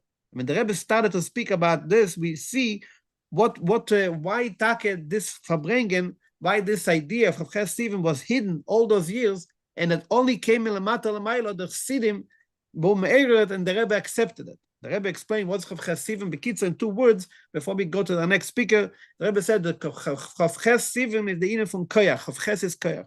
That the true Koyach of Sivan, of Matan Torah, is coming for is on Chof Ches, because that's the end of the month of Sivan before we go into Tammuz. That the Rebbe said, what is the difference between Sivan and Tammuz? The Sivan is this man when the Mekabel gives the Torah, when the Eibishter gave, when the Torah to the Mekabel, when the Eibishter gave the Torah to us, which is Shavuos, and Tammuz is the Aveda, the beginning of the Aveda of the Mekabel, Milamata Lamayla. And the Rebbe said that this is the Nikudah from Pasha Shlach, but that's what Shabbos V'Ochim Shlach, Shabbos V'Ochim Tammuz Pasha Shlach. The Rebbe said what was the Nikudah from Pasha Shlach, as I mentioned before, in 2 words, Shlach Lecho Ledaitcho. And Rashi says, Ani Eini Mitzava Lecho, I don't commend you. If you want, you could say it. And the Rebbe asked the question, all the entire Torah, the Seder, what Moshe Rabbeinu asked the Eibishter for what to do. And the Eibishter told them, Daber b'nei Zalman. So all of a sudden, So Moshe should have felt that something is wrong here, and he should have not run and doing it because something is not right. Why the Eibishter doesn't tell him what to do? He tells him do whatever you want. And Voraya Taka later we saw there was a big mess as we read in Pasha Veshlach. So if that's the case, why Moshe Rabbeinu did it? And if Moshe Rabbeinu, if the story of Moshe Rabbeinu didn't go right, why Yisroel sent again Meraglim? And the Rebbe answered that there are two kinds of tzivuim. And I mentioned before that two Avedas. One Aveda is to be fulfilling all the mitzvahs of Torah, all the tzivuim the Eibishter gave, b'shleimus. And the second Aveda is the Chol Daitcha. The Eibishter doesn't command you to do it. But the Eibishter wants that you should do it on your own. And the Rebbe's part of the Mishnah Pekova says, one line that says, "Batel retzencha pnei retzena," you mevatel, you kaifa, you force yourself to do what the Eibishter wants. And then there is another way, asei retzena kirtzencha, that you should make you rotzen, asei retzena kirtzena, you should make you rotzen should be like rotzen Hashem. And the Rebbe says, not only Moshe Rabbeinu was not afraid, but Moshe Rabbeinu was very happy that there is a new Seder Aved that the Eibishter is giving to Eden. Not anymore just command Eden to do, but a new Seder Aved that every Yid should do b'bchira chofshit, as Rabbi Kaplan said before, with his own tainug. And the Rebbe said that this is such this Aved that people should do Yiddishkeit because they love it. They should be a chassid of the Rebbe because he loves it, because he has tainug, as he said before, because he has a pleasure to be a chassid, he has a pleasure to be a Yid. It's so important that it's worth it even if you'll make a mistake. The Eibishter gave this Aveda to Eden, knowingly that maybe 10 Meraglim will make a mistake. It's still worth it. It's so dear, this Aveda, to do it on your own. And therefore the Rebbe says, when was the first time the Eibishter introduced this?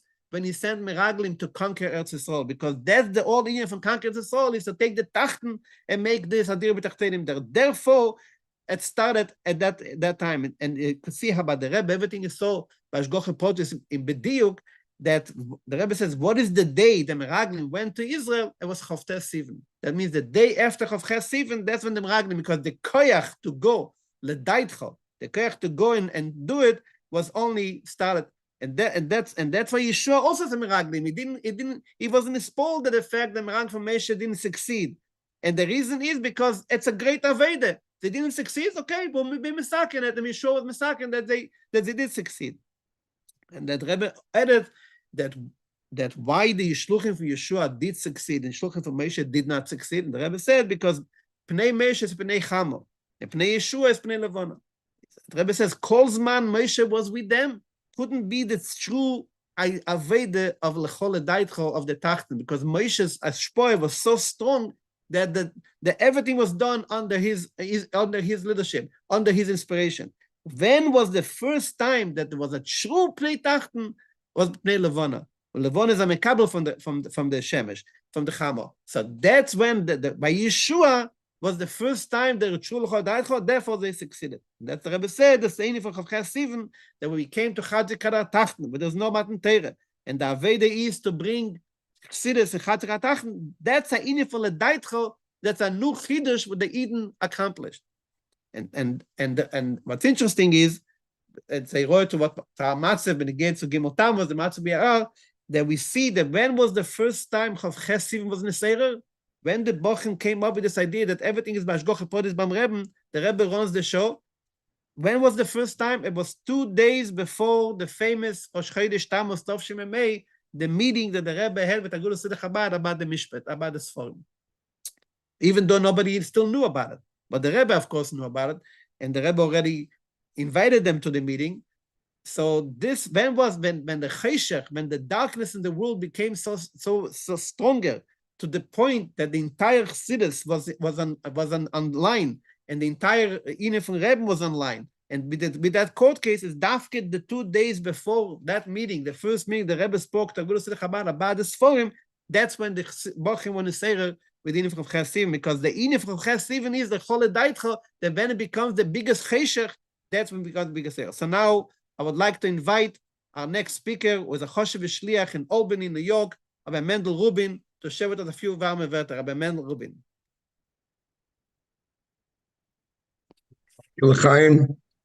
First of all, I want to thank Rabbi Yasker Greenberg for sharing a lot of the backstory and the history, because not only is it history, but it also, at that time I was around bar mitzvah age, so I think I experienced this, but I didn't see all the ins and outs.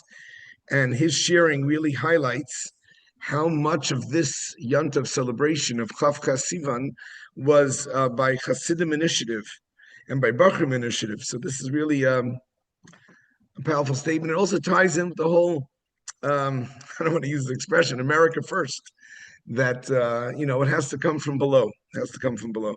So anyways, Chof Ches Sivan does celebrate, the 28th of Sivan celebrates the Rebbe coming to America with the Rebbetzin, 1941.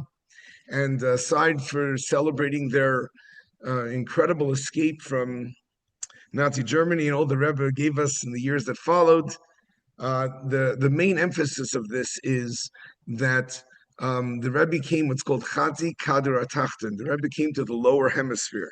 Now, usually when we think of the hemispheres, we think, America and Europe are in the northern hemisphere, and the equator divides us, and South Africa and Australia are in the lower hemisphere. But in Hasidic language, America, and both North and South America, are the new frontier. They are called the lower hemisphere. Chatzi Kader Hatachten. They are the lower hemisphere of the world, spiritually lower, more distant. The Alter Rebbe said it's further from the original Matan Torah. And so coming to America is actually more than just a geographic shift, and it's more than just transplanting Chabad to the New World, but it's also really reaching another level of bringing the Ma'anesecha Chutza. The Baal Shem Tov had a promise of Mashiach, that Mashiach will come when the Baal Shem Tov, it's a verse in Mishlei, really a verse in Proverbs, that Mashiach will come when the wellsprings of Chassidus, the inner teachings of Chassidus, the springs will sprout forth. Yafutzu, they will go forth, Chutza, to the furthest distance. They will travel, they will reach the furthest point, the lowest point. And so, coming to America is that reaching that tachten. It's about reaching that furthest place. And so Chof Ches Sivan is really a big stage, a big step, a big historical moment in the history of Chassidus, in the history of Chabad, in the history of Yiddishkeit, in Lichshiafutzu, Manasecha Chutza, when the wellsprings will spread forth to the outside. And this is not something that you have to learn a lot of Chassidus to see. It's near a Bechush. It's something that everyone can witness, how the Rebbe is coming to America in the beginning of this world transformation of building Judaism in incredible ways all around the world, big places, small places, far and near, all began from that moment. Anyways, the word Yafutzu is related to the word Ufaratzta. Now, it's interesting, I'm not sure, but at one point this shifted a little bit. But when I was younger, when I was a child, Ufaratzta was like the main motto of Chabad. It was like it was like all over the mitzvah tanks. It was like the slogan you put on mitzvah tanks. It was obviously it was the niggin of Simchas Torah, but the Rebbe was a very special, beloved niggin. And I remember even a magazine called the Ufaratzta magazine. I don't know how long it lasted, but I remember going to the Levi Yitzchak library to look up old issues of the Ufaratzta magazine. And as Rabbi Greenberg says, in those days to publish something was quite the undertaking. Anyways, Ufaratzta is a big slogan, but the word Ufaratzta is actually a very powerful word because it doesn't just mean spreading out. It's not just like spreading ourselves thin or moving people around. Ufaratzta, we learned this from the birth of Yehuda's twins, of that Paratzta Lecha Paretz. Paratzta means to break through, to burst forth. It's like overcoming a tremendous barrier. It's breaking through a wall. It's overcoming limitations that were insurmountable. Ufaratzta means to break through, to burst forth. And it's like an explosion. For us, it's really an explosion. And it may be hard for us to appreciate this because today Chabad is like, very appreciated and beloved.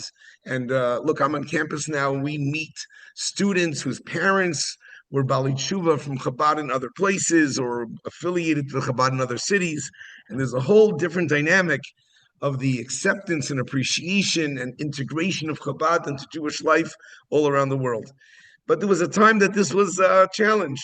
Shluchim faced very uphill battles. It was a very difficult process. Rabbi Yisroel Deren's on this call. I'm sure he remembers this.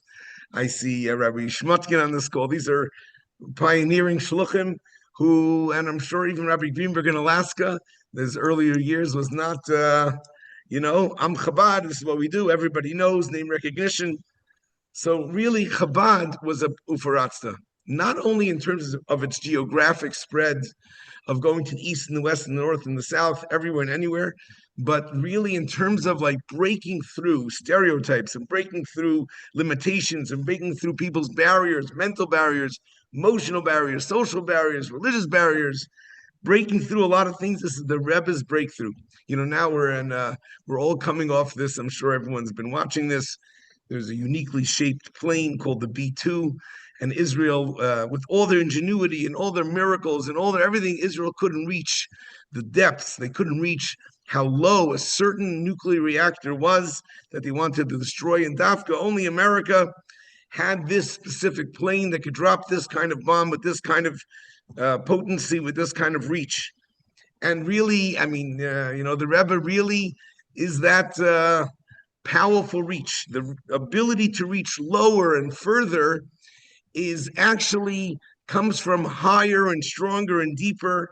Like with the bow and arrow, the more you pull it back deeper internally, the Chassidus about Pnimius Atik and all these things, the Pintel Yid, the Yechidish Benefesh, this is what empowers Chabad to make this incredible reach, this far reach, this penetrating reach, bunker busting reach, overcoming all kinds of barriers and limitations. Anyway, so that's really what Ufaratzta means. And the Rebbe coming to America was not a smooth, easy transition. It was not like cutting butter with a hot knife. This was breaking through, bunker busting, and incredibly transformative, game-changing, totally game-changing. Anyways, so most of us, live in a limited world. And we live in a world that's finite. In Mugbal, we live in a very finite, limited world. And some of us actually, especially made the limitations of our world may be more pressing, may be tighter, may feel more constraining. And whether it's financial constraints that people have, emotional constraints that people have, shluchim in very small communities, or kids in small social settings, there's all kinds of reasons why people may feel like they're in a very small space, in a small place, whether figuratively, literally, in a small place, people crowded in a small apartment. It's hard to feel sometimes the bleak vul. It's hard to feel the ufaratzta, that breakthrough, infinite, incredible Ein Sof spirituality when you are in a small space. I don't know if this is the right venue, but in my college campus, the way I would share this is that there's a Dr. Seuss book called McGilligan's Pool. And McGilligan's Pool opens with a little boy's fishing in a tiny, tiny pond, like a puddle. And the farmer laughs at him, and the farmer says, "You'll never catch fish in such a loch, in such a little tiny hole in the wall. This pond, there's nothing in here." But the kid, and this is the whole book, Barichas Gedela, in great length, the kid explains that this pool that I'm fishing in, McGilligan's Pool, is tied to a brook, and the brook to a stream, and a stream to a river, and a river to and that's tied to the ocean. So I'm not fishing in McGilligan's Pool. I'm fishing in the ocean. And that's what it means in Tanya, chapter 33. B'emuna zuki rabahi ki kirvas alikim mamish. This great faith, which is the tremendous faith, the faith in the closeness and the immediacy of God, the closeness of Ein Sof to us, the closeness of God to us, the closeness of the Rebbe in our lives.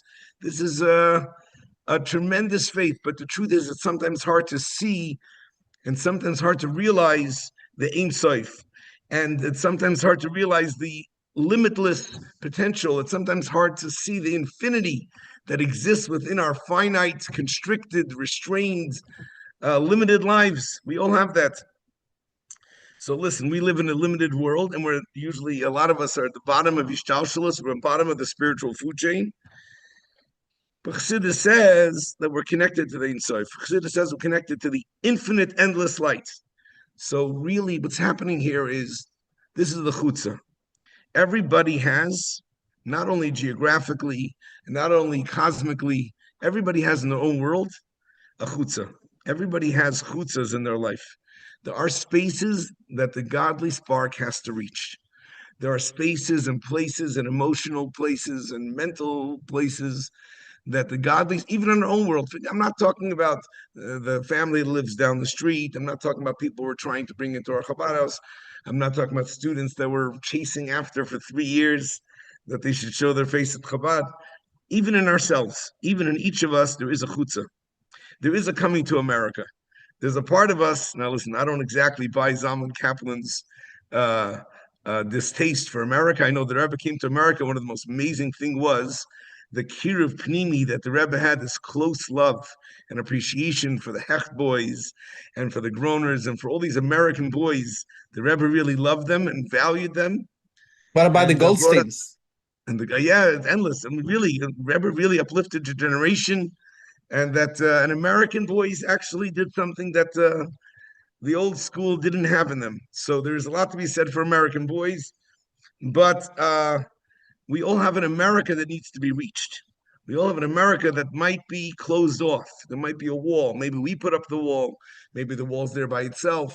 There's some kind of barrier that's not letting this Rebbe vision, this spirituality, this holiness, this warmth to penetrate. We need a bunker buster. We have to ufaratsta. We have to arrive in America. We have to let the Rebbe arrive in our America. And I just want to say, I'm on a college campus, and we're always trying to get people to sing songs. So one of the songs that everybody knows, I don't know how this became so niskabel, but Tzfas Yisroel is such a well-known song. Everybody knows it with the hand motions.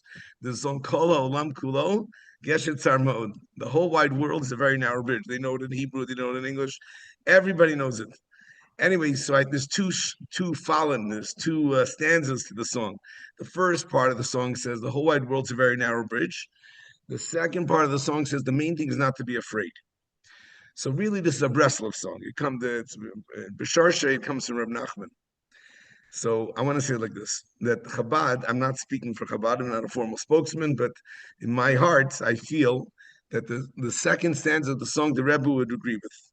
Because not to be afraid is a very big thing of the Rebbe, and actually probably one of my earliest memories or chinuch from the Rebbe was, I came to New York, I was young, and that was, I don't know exactly what year it was, but there was probably some kind of war in Israel or some kind of situation, and the Rebbe encouraged children to sing Altira.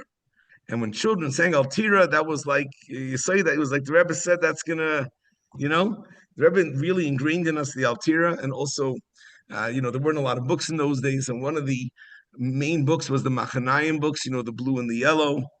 And there was a story about the Baal Shem Tov, that the Baal Shem Tov's father told him, don't be afraid, with the bear in the woods. Everybody knows the picture of that book. Anyway, and by the way, Telushkin in his book, very interestingly, Telushkin in his book, Rebbe, he lists like different tchunas and nefesh, different character traits that the Rebbe instilled in Chassidim. The Rebbe's a teacher, Mereinu. Rebbe Pasha taught us things. And one of the things the Rebbe taught us and really instilled and ingrained in us, he makes his list. I don't know how exactly he came up with this list. It's not like from Kahas, but it's a beautiful insight. One of the things he says that the Rebbe ingrained in us is fearlessness. By sending kids on a subway to go meet strangers in the street and talk to them and try to encourage them to do weird things, I mean, that's like really building courage. It's building fearlessness. So the Altira part, I get it. I think in the Kolam Kula song, the Altira part, 100%, the Rebbe's, that's Chabad. And fearlessness is a big thing about us. And from Welt, and not to be afraid. But the first part of the song about a narrow bridge, I don't think we think of it's a narrow bridge. The world is not a narrow bridge. Andra, but we're in the bridge building business. I know Alaska's here, there's even a bridge to nowhere. We build bridges. We are connecting Ruchnius and Gashmius, physical and spiritual, infinite and finite. Our whole life is to build bridges, a lot of bridges. Every mitzvah is a bridge, every opportunity is a bridge, every meisid is a bridge, every interaction with a yid is a bridge, is bridges, and strong bridges and broad bridges. I don't think we believe that the world is a narrow bridge. Anyways, I want to share with you a funny story that really made my Pesach, actually. But to appreciate the story, I hope I'm not going too long. To appreciate the story, there's you have to know three people. You have to know three people. I don't want to be paired, but three people. There's A, B, and C. I'll call people A, B, and C. A is an Israeli who recently, the whole noise in Israel, so he, for a few months now, he's living in a little shtetl near here. And he has like a shaykhus to Chabad in Israel. He's not fully Chabad himself, but he has a connection to Chabad in Israel. And he's very, very, very musical, incredibly musical.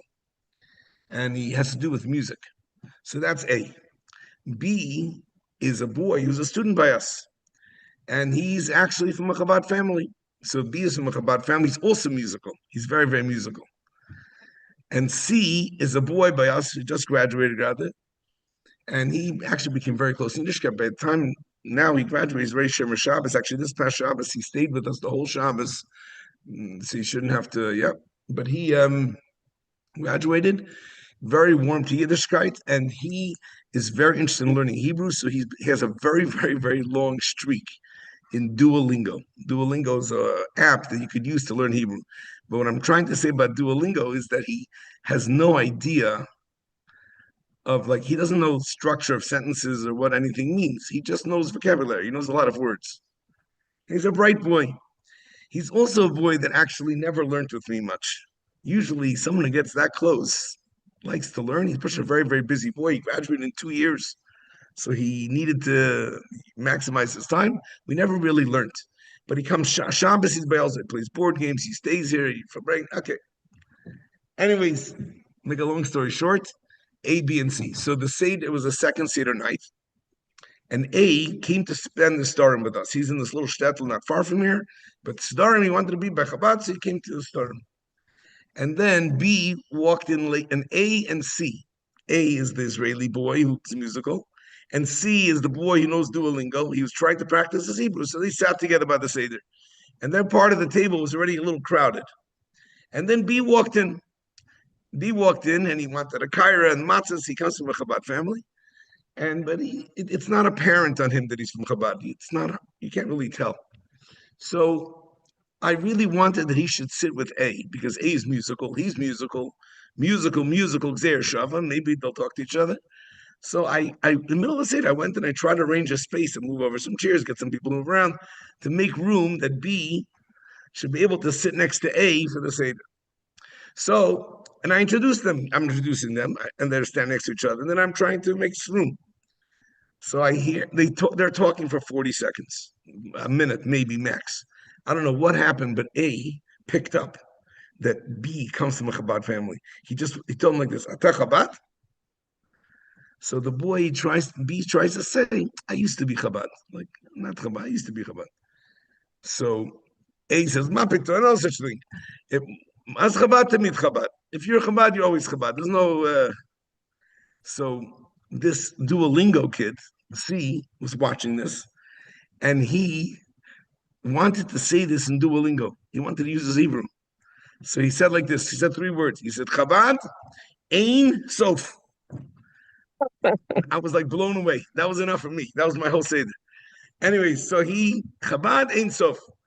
Actually, a few days later, I went over to him and I told him, you know, what you said is so powerful. We grow up on this. The Ein Sof is like major part of our education. This is like, you know, he says, I know.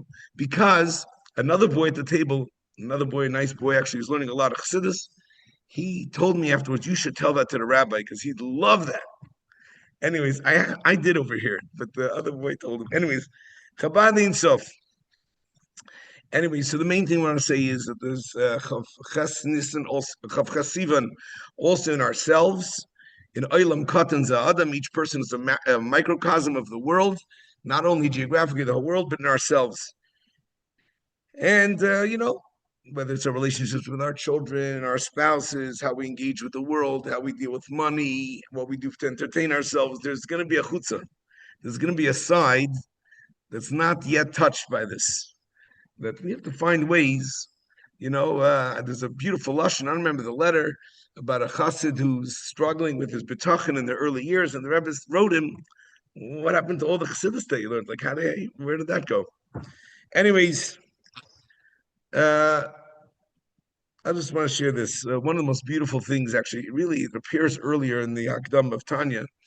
One of the beautiful things I remember, the Rebbe used to send like a holiday letter before each big Yontif, before Shana Pesach, a big holiday letter with it was written very very explained letter, and the letter was about the theme of the upcoming Yontif in the Rebbe's way, and it was actually something that it was like a theme setter. It would come out like Yud Aleph Nissen, or it would come out Chayelo. It would come out earlier, and it would be something that set the theme or the tone. Rabbi Mendel would give a shir in it, and I know that David Raskin would be very excited about the Michtav. It's called Michtav Klali. It was a very important holiday letter. I think I'm going too long. Anyways, the main thing for me was not the letter. The main thing for me, and for a lot of people, I think, was the salutation, the address. The letter was addressed to Bnei Bnei Yisroel, to the sons and daughters of Israel, b'chol makom shehem, wherever they are. And wherever they are is not just geographically, like which zip code. First of all, the enormity of that. Who writes letters like that to every Jew anywhere?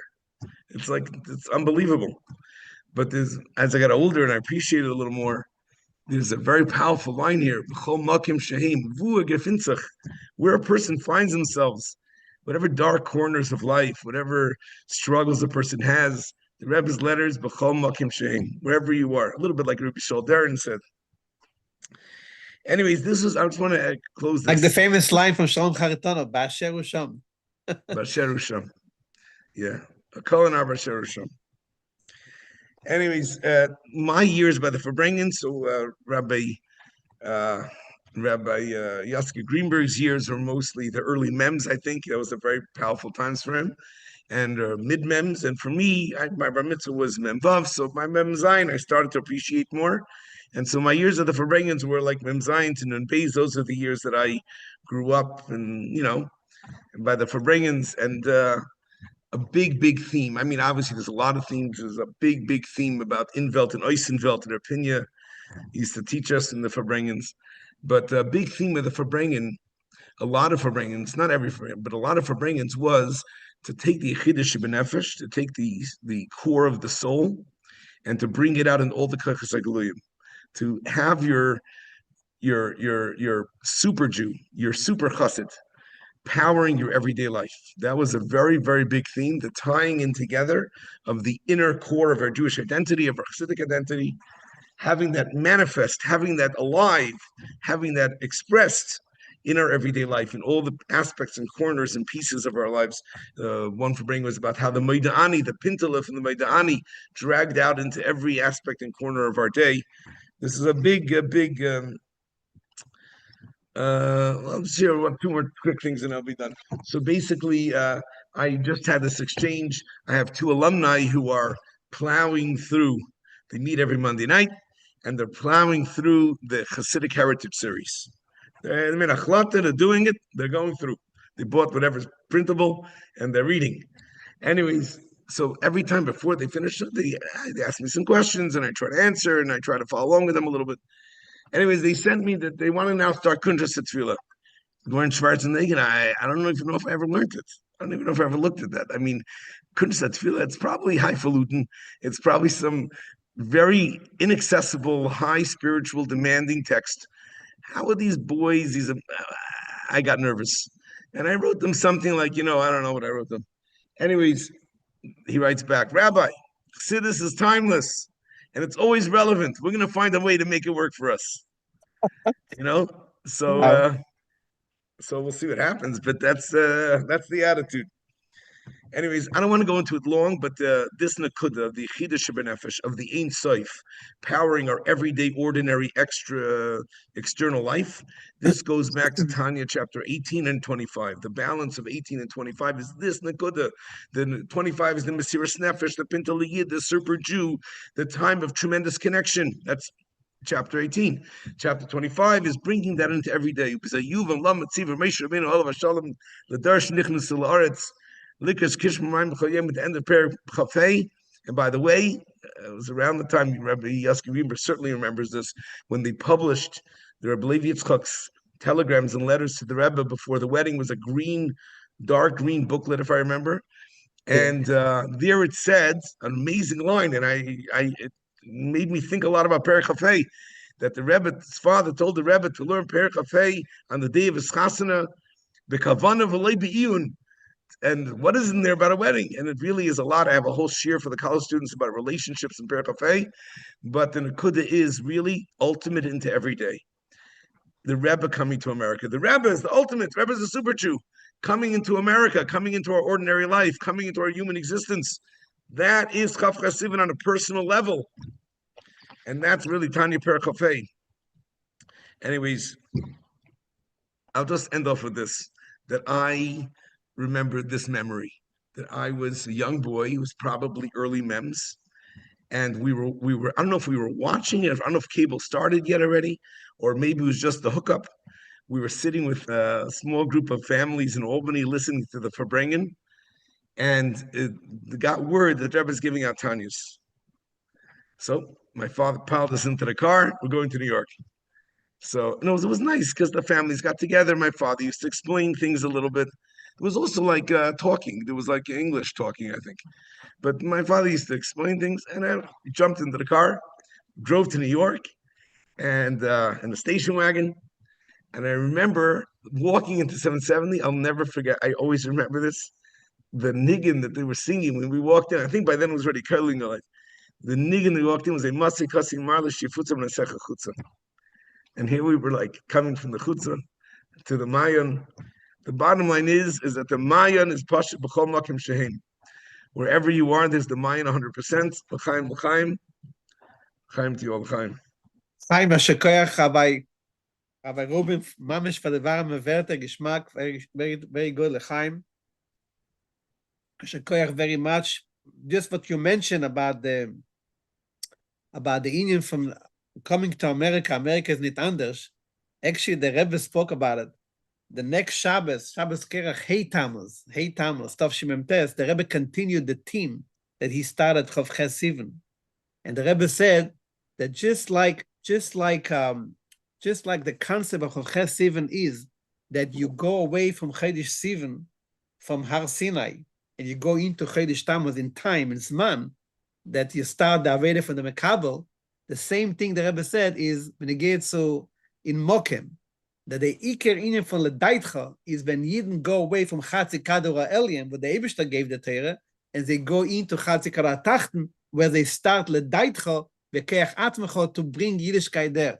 And the Rebbe explained that just like in Klolos HaElemes, we learn in Tanya, you mentioned Tanya, in Tanya it says, as all the Elemes is as LeYerida LeMeir Panav Yisborach, that they don't have Gilul Lakus there, they Etzem Lakus. Where there is Etzem Lakus, Dafke Dir B'Tachtenim, Dafke in Elamazeh. So when you bring Dir B'Tachtenim here in Elamazeh, you raise, you Meile, you reveal Atzmos in all the worlds because of Lamato. Because we bring Atzmos to Torah Mitzvah do Lamato, we bring Atzmos everywhere else. So the Rebbe said the same thing in Elamazeh itself, in the world itself. Where you're going to bring the Giluya Atzmos is Dafke in the Chatzikah Tachen, Dafke in the lower level where Matan Torah wasn't there, and when we have to bring Yiddishkeit on our own.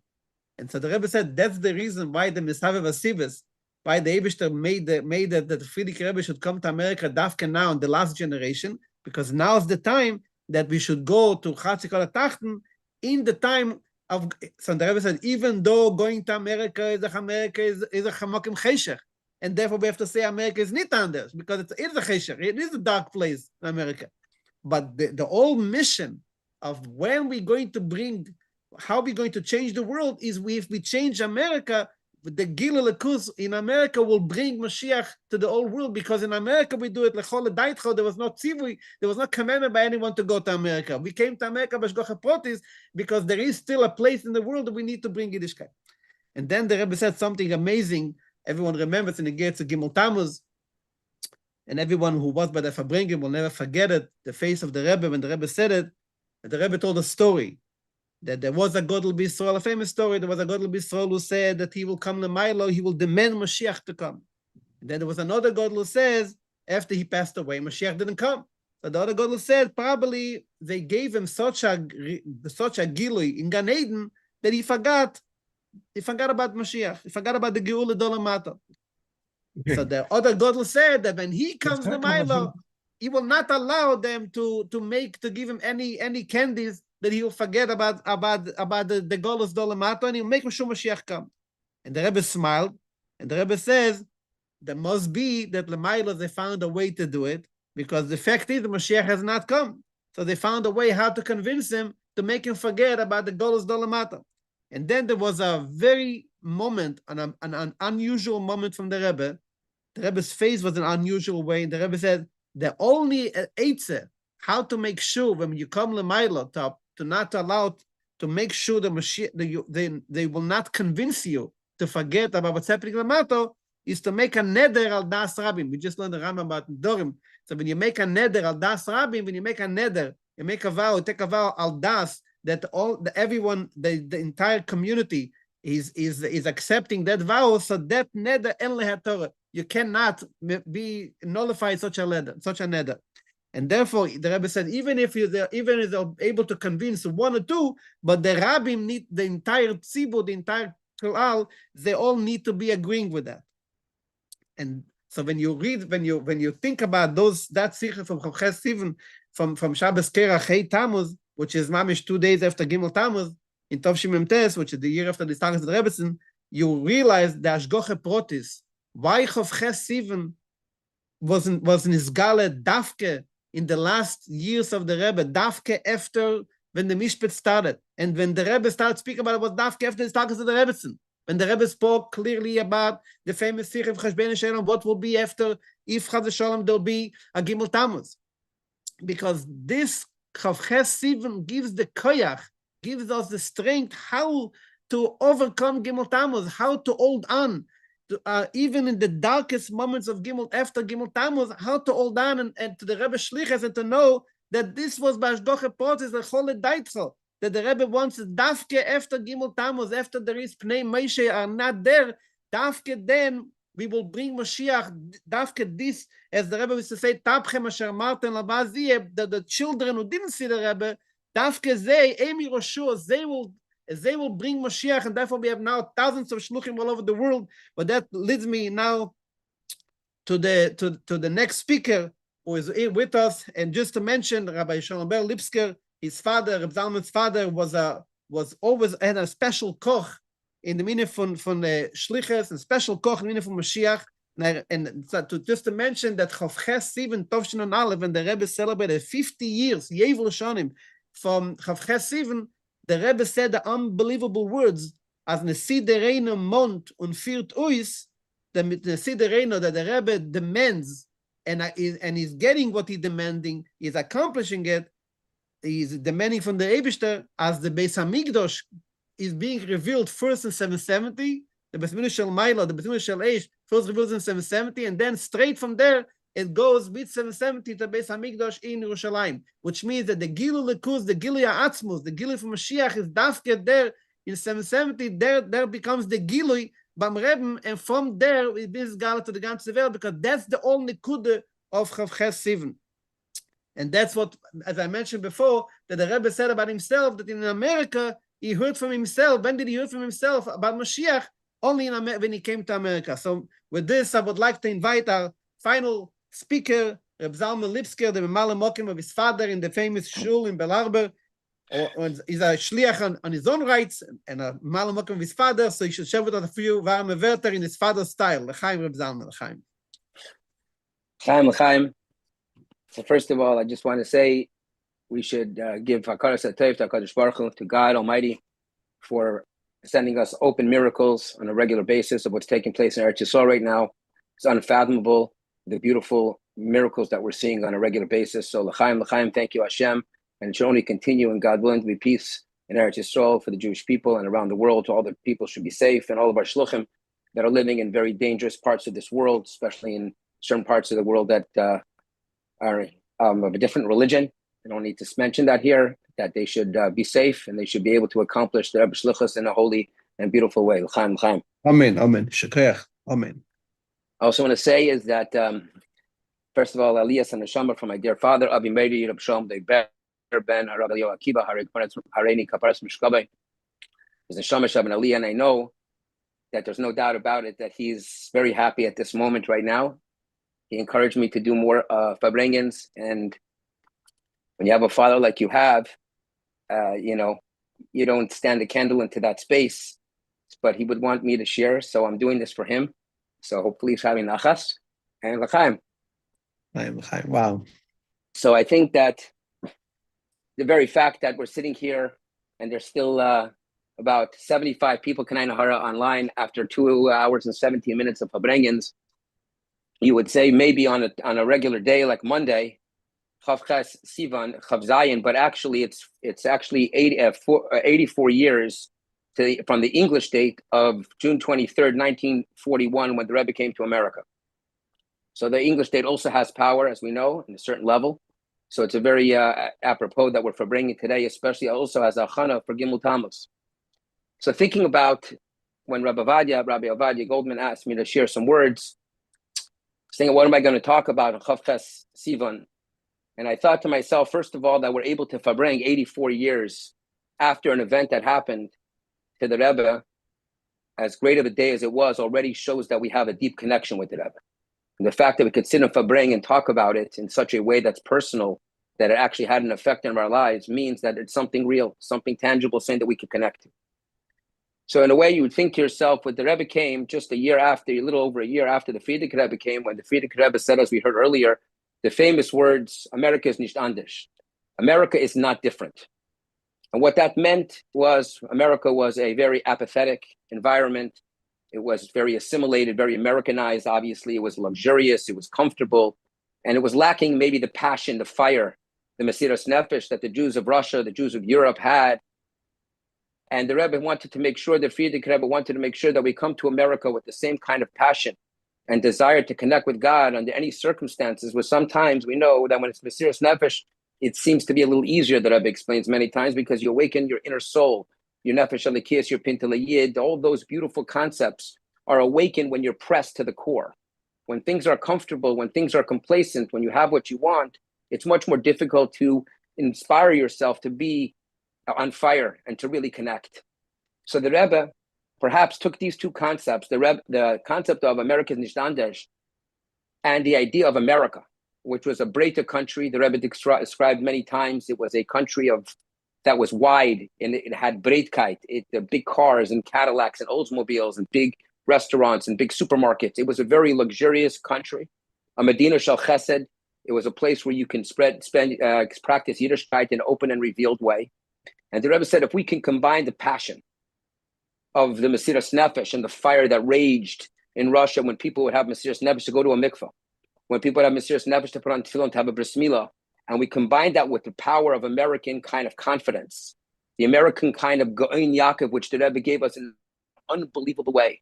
When the Rebbe walked, he walked like a king, like a holiness, like a melech, and he instilled that into his Chassidim, into every aspect of their reality. There are many examples, and one that I always like to talk about is the fact that the revolution of the menorah.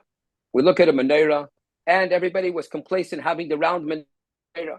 That was, the Rebbe explained, that had the words from the Romans that put on Judea, Kaplan, the Ark of Titus, that said, we have captured the Jews, we've bent the Jews. The Jews are weak, the Jews are second class, the Jews have been enslaved. And the Rebbe said, we're going to go back to the original Rambam's menorah, which is straight and powerful. And he revolutionized the entire silver industry, but also the Yiddish industry, the idea of we are strong. What is a menorah? A light, a power, and an energy that nobody could extinguish that flame. And he imbued that into his shluchim. Shluchim had the power and the gall and the chutzpah, literally, because when they walked with the Rebbe, they felt invincible. To go to countries, Russia, Ukraine, China, Alaska, all different places of the world, meet with heads of state. Maybe their English wasn't so great. Maybe their language of the country wasn't so familiar, but they walk with the power of the Rebbe and they were unafraid. I've watched that throughout my life with my father, the way that he connected to his balabatim and the way that he did things that on his own, there's no question about it, he would not have been able to do it. But he knew if the Rebbe told him to do it, he's going to go with strength. He's going to go with power and go with conviction, because I am walking with the Rebbe and the Rebbe is walking with me. And I think to myself, years ago, we still sing it today, but in those days, it was a song. From 770, we're marching on to victory. Nation after nation, we are conquering. Shluchi Adinin, it was a song we sang regularly. If you think about the words, nation after nation, we are conquering. Who says that? Chassidim? We're not warriors. What does that mean? We had such an unbelievable connection of knowing that if we were connected with the Rebbe, we were absolutely untouchable, invincible, and there's nothing that could stand in our way from accomplishing the goals. And all the songs, we used to sing Ani Mamin, and they still do it today, but we used to salute Ani Mamin. We used to sing the song, and the Rebbe was with us. We lived it, we breathed it. Even at a young age, I was able to watch my father.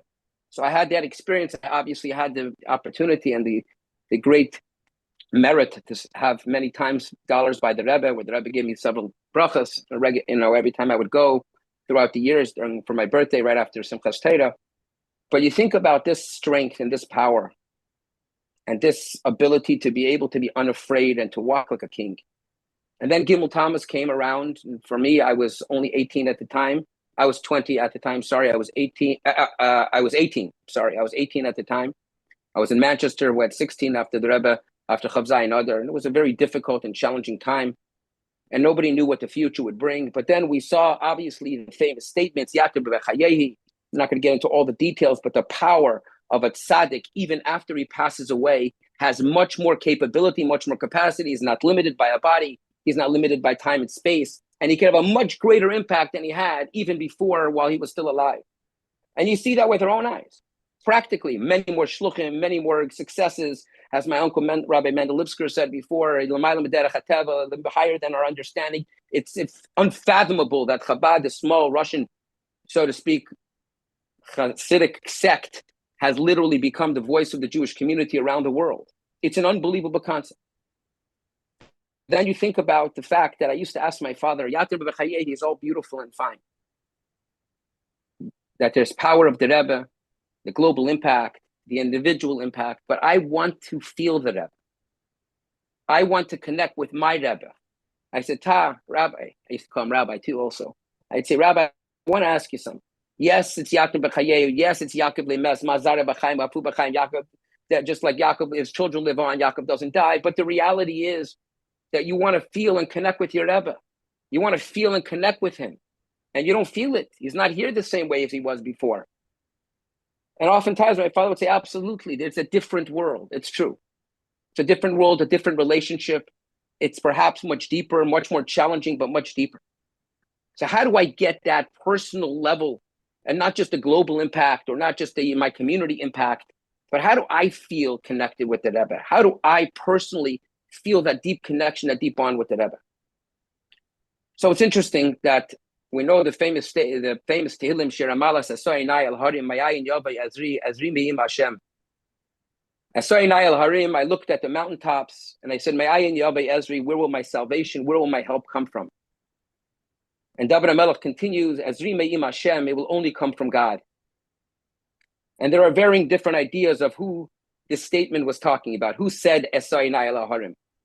One thought process was Yaakov Avinu. After he was running away from his brother Esav, living in such a beautiful cocoon of spirituality, living in the tent of his father, learning Torah all day. He was Yeshiva Olim, he loved it. One day his mother says, it's time for you to take the brachas. He takes the brachas. The next thing he knows, he's running for his life. And where is he running? To Lavan the cheater. And all of a sudden, Eliphaz catches up to him and he wants to kill him. But he says, no, take away everything I have. It's like I'm dead, so you'll fulfill your father's request of killing me. But this way, I'll still be alive. It was his uncle. So he acquiesced. Yaakov Avinu turns around to God and he says, I looked at the Harim, the mountains. I looked at my Horim. I looked at my parents. And my parents cannot help me. My parents are back home. And now I'm on a journey all alone by myself. Where is my strength going to come from? Azri Mayim Hashem, it only could come from God. That's one perspective. David HaMelech has a different perspective. David HaMelech is being chased. David HaMelech is going through very difficult times in his life. But before then, as the prophet comes, Shmuel Hanavi comes to find who's going to be the next king after Shaul was going to be deposed as the ruler. He comes to Yishai's house and he says, Yishai, I need to see your sons. And he presents his older son. And then he presents a second son. He presents all 7 sons, and each one God sends a message. That is not the future king of the Jewish people. And Shmuel Hanavi says to Yishai, is there any other boys? Do you have any other kids? Do you have any other sons? He says, yes. He's out in the fields. He's being a shepherd. His father didn't have any belief in him. His father didn't have any trust that he can become, it's possible that he can become the leader of the Jewish people. He thought that would be impossible. There is no way that such a thing could take place. David HaMelech says to God, I look to my parents, and my parents maybe don't even believe in me. So how am I supposed to move forward? When my parents themselves don't think I could maybe be something, I can be able to accomplish something. Ezri mi im Hashem, it only comes from God. So whether it's the parents that are no longer here with us in a physical way, or whether it's the parents that maybe cannot help us through it, as my father would always sing this beautiful song. Every day he sang it, Farta Yidele in Ashifala, so brechtis to Shifala, the boat is traveling, and it breaks, and the man starts to drown, and he says, Mommy, Mommy, save me. She says, I can't save you. Father, Father, save me. The father says, I can't save you. And he turns around to the Rebbe, and he says, Rebbe, Rebbe, save me. And the Rebbe says to him, you're not going to drown. And my father told me, what does that mean? It means when you're drowning, you got to think about living. We are not victims. We are not weak. But it's easier said than done. What happens when we don't like our upbringing? I have a problem with the system that I was brought up in. Maybe my parents didn't have the most faith in me. Maybe the system failed me. Maybe I have all kinds of faribos, all kinds of demands and questions and anger and resentment and trauma. And all these wonderful words that we use in the modern lingo today. May I in Yahweh Ezri, where's my help going to come from? Ezri Miyam Hashem. So the Rebbe gave us the power to say what happens when we're facing insurmountable challenges, when we don't have answers. So the Rebbe says, Bishvili nivra ha'olam. A man has to think to himself, Bishvili nivra ha'olam, that you matter, that the world was created for me. The entire world was given over to man because this individual, you, me, every single one of us can make a massive difference. And I have to believe in my own capacity. I have to believe in my capacity to be able to make change. I have to believe in my capacity to be that I'm relevant, that God wants me, that God needs me, that God wants my inspiration. He wants me to be able to represent him in this world. Otherwise, we would never have been born.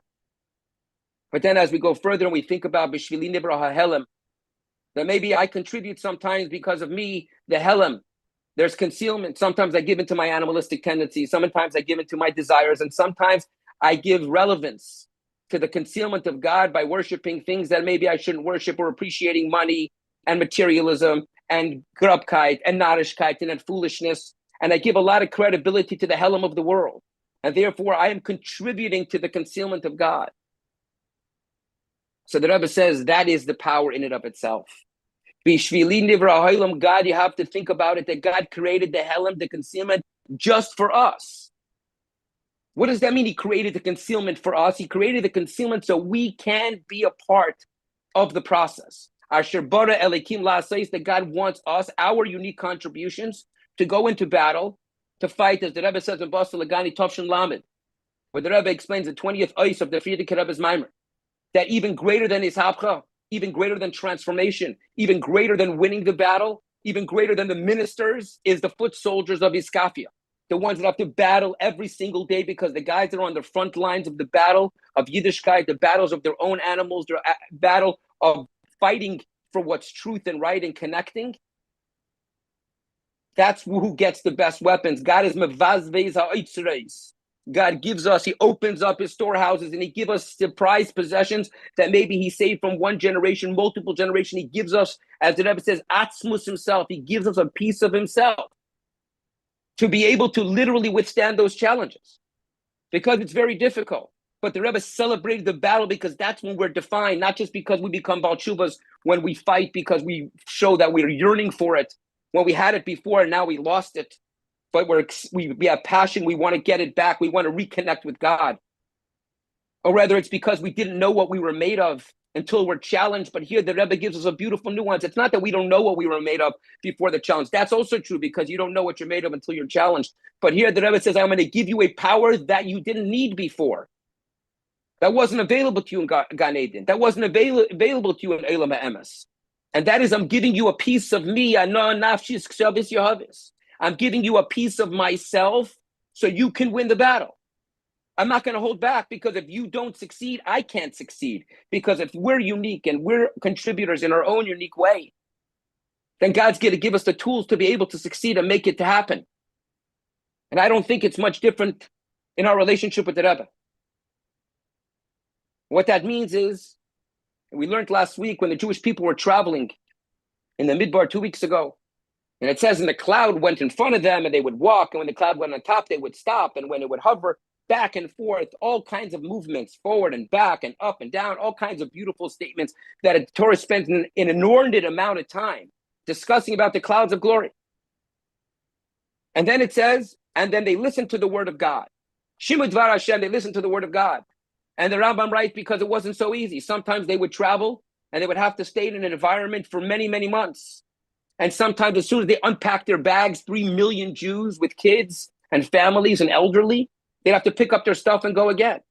So it wasn't so easy to just follow the clouds. They had to listen to the Dvar Hashem. But maybe there's a deeper thought process. What happens when the clouds of glory are not here? What happens when you don't see them the way that they saw them then? We don't see the mun falling from heaven. We don't see quail birds falling from heaven. We don't see the splitting of the sea. We don't see the open miracles as they did then. What happens when the clouds of glory are not so visible? And I don't see them. What do we have left? The Dvar Hashem, the word of God, stays with us forever. Do you want to connect with God? I am putting myself in my Torah, in my writing. Want to connect with God? You learn Torah. So very simply put, if we're wanting to Farbrengen on Chof Ches Sivan, which is the idea of this Go'in Yaakov, which is an unbelievable feeling that we as Chassidim have a unique chutzpah and a unique strength and courage to be able to stand up and be proud of who we are. We sing Ate B'chartonu Mikol Ha'amim, Ashreinu Matei Chalkeinu, Umanoyim Gereleinu, that we're chosen, that we're lucky, that we have an inheritance that God gave us, and we have an inheritance from the Rebbe. And the reality is that the Rebbe, the same way God needs us, so to speak, in the way the natural world works, the Rebbe right now is depending on us to make sure that his word, that his message continues. So if we continue it in a meaningful way, then we're connecting with the power of the Rebbe. How? By learning the Rebbe's Chassidus. It's simple. It's plain and simple. It's not that difficult to understand. You want to really connect. If I feel like I want to connect, I was thinking about it the other day. You know, it's a very challenging time for me and my family. It's very difficult. Very. And sometimes you want to just go in the corner and you want to cry, but you can't do that because it's not about me. I think about what my father would want from me. And I think to myself, it's easier. But day one, you're thrown into a community. It's a community I'm familiar with, but I'm thrown into a community to have to go and stand and perform and do. Can't be fake, because if I'm fake, they'll see it right through me. I have to try to be as real as I can be, but I walk around the shul and I feel my father's presence everywhere. When I sit at his desk, when I walk into the shul, when I get into the garage, when I go into the office, when every single thing, my father permeates his space, his blood, sweat, and tears, together with my mother, may she live and be well, put into this community with my sister and all of our family, but he put his blood, sweat, and tears. So how do I stay connected with him? I'm trying to koch him what he kocht him. I'm involving myself in the things that he lived for. And that's how I stay connected with him every single day. Whenever I have a challenge, I talk to myself and I say, but I have to fight for what my father fought for. Why? Because if I want to stay connected with him, I want to do what he wants me to do. Yeah, some people say that's misguided. You got to be your own man. You got to be your own person. I don't believe in that. We don't have the time for that, for my own justifications, my own feelings. Those are all nice. We have to sit on a couch and I have to have therapy and I have to have trauma therapy. I know all these things that are probably very healthy in today's modern day and age. It's true, and mental health is extremely important, not undermining it. But right now we're in a war, we're in a battle to be able to, am I going to be able to take my father's koyach and continue to perpetuate it? I do that because I koch him what he kochs. And if I want to be able to do that for the Rebbe, and I'm going to do it for the Rebbe, yeah, that's the reality. With the Shluchim and the Younger Light, we are representing Chabad today. Whether we like it or we don't like it, whether we think it's a good idea, we think it's a bad idea, that's the reality. We didn't ask for it necessarily. Some of us were born into it and we have no choice. But if we want to really connect, not just talk about global impact, and we talk about how beautiful our communities are and the success of our shlichus, you want to feel the Rebbe, you got to learn the Rebbe's Chassidus. I made a chlata not too long ago. I was talking to my father about it, that I want to try to learn every single day. I am very lucky that in the shul I have to give a class every morning. So I decided to learn all the Basa Leganis. So far, I went through from Tavshin Yud Aleph to Tavshin Lamed, and it's been a game changer for me because I feel Pasha connected with the Rebbe every day. And I felt the Rebbe is talking to me in our generation right now, not our generation, today, us in this environment, embracing the battle of Iskafia. And I want to just end off that sometimes, as we heard about Das, and the Rebbe wanted Das, and we talk about Cholish Daitoi, that you have to connect with Das as Aaron HaKoyen with knowledge, because that's the way we connect. Chabad is about Chochmah being a Das. In order to connect, you got to be intellectually connected to it. Cholish Daitoi, Aaron HaKoyen said, if my objective is to serve God, if my objective is to make a Dira B'Tachteinim, and I can't do it, because I didn't involve myself in the Karbanos. Cholish Daitoi, he is lacking Das. How am I going to do this? How am I going to get? And God said, I'm going to give you another one. You're going to light the menorah that's going to be perpetual. But the question for us, how do we connect with Das? How do we connect with the Rebbe? How do we connect with God? We learn what the Torah says. We learn what the Rebbe teaches. And there was a famous analogy, and I'm going to end off with that, is about the great lake and the great well. Now, for all of us that have our childhoods were in Yisroel, New York for many, many years, we know on the way on the hikes, they would take us into Liberty and to all these different places. And that we would find these little wells sometimes in the middle of a mountain, and it was delicious, it was clean, it was fresh water, and you'd fill up your canteens, you were literally had nothing to drink, and you would have some fresh water of Machaya. It was beautiful, but not so pretty. Came from the depths of the earth, but it didn't look so fancy. It was life-giving, it was nourishing, but it didn't look very beautiful. And then you come to these beautiful lake, and you see a fantastic lake, not the lake in Yisroel, New York at the time, there was snapping turtles there and everything like that, but I'm talking about generally, look at a lake, and the lake says, look at me. Everybody loves me. I am big. They go swimming in me. They go fishing in me. They take suntans in me. They go boating in me. Look at me. I'm fantastic. And this lake is being fed by the well. And the one day the lake says, you know what? Who needs the well?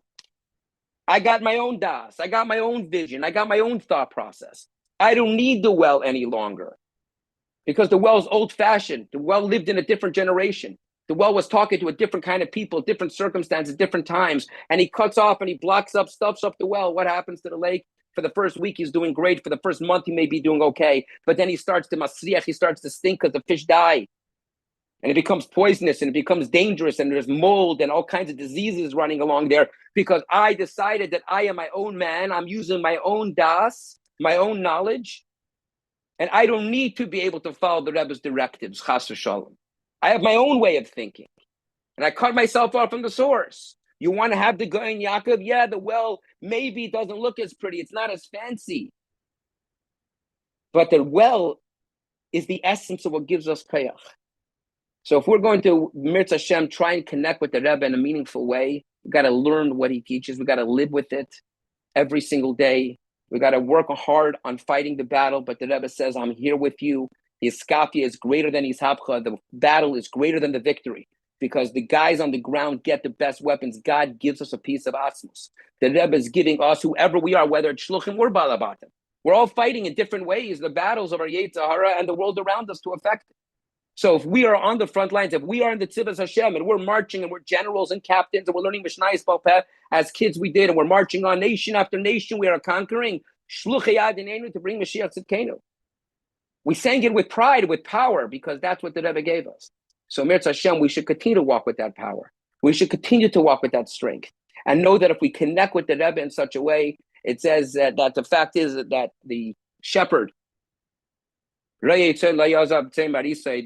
shepherd will never leave his flock. Maybe it's physical, there's a departure. Yes, the Rebbe's global impact is absolutely evident and clear, but he's not going to leave us. If we want to connect with him, we have the availability. We can go to the Ohel, first of all, which is extremely important and holy and special.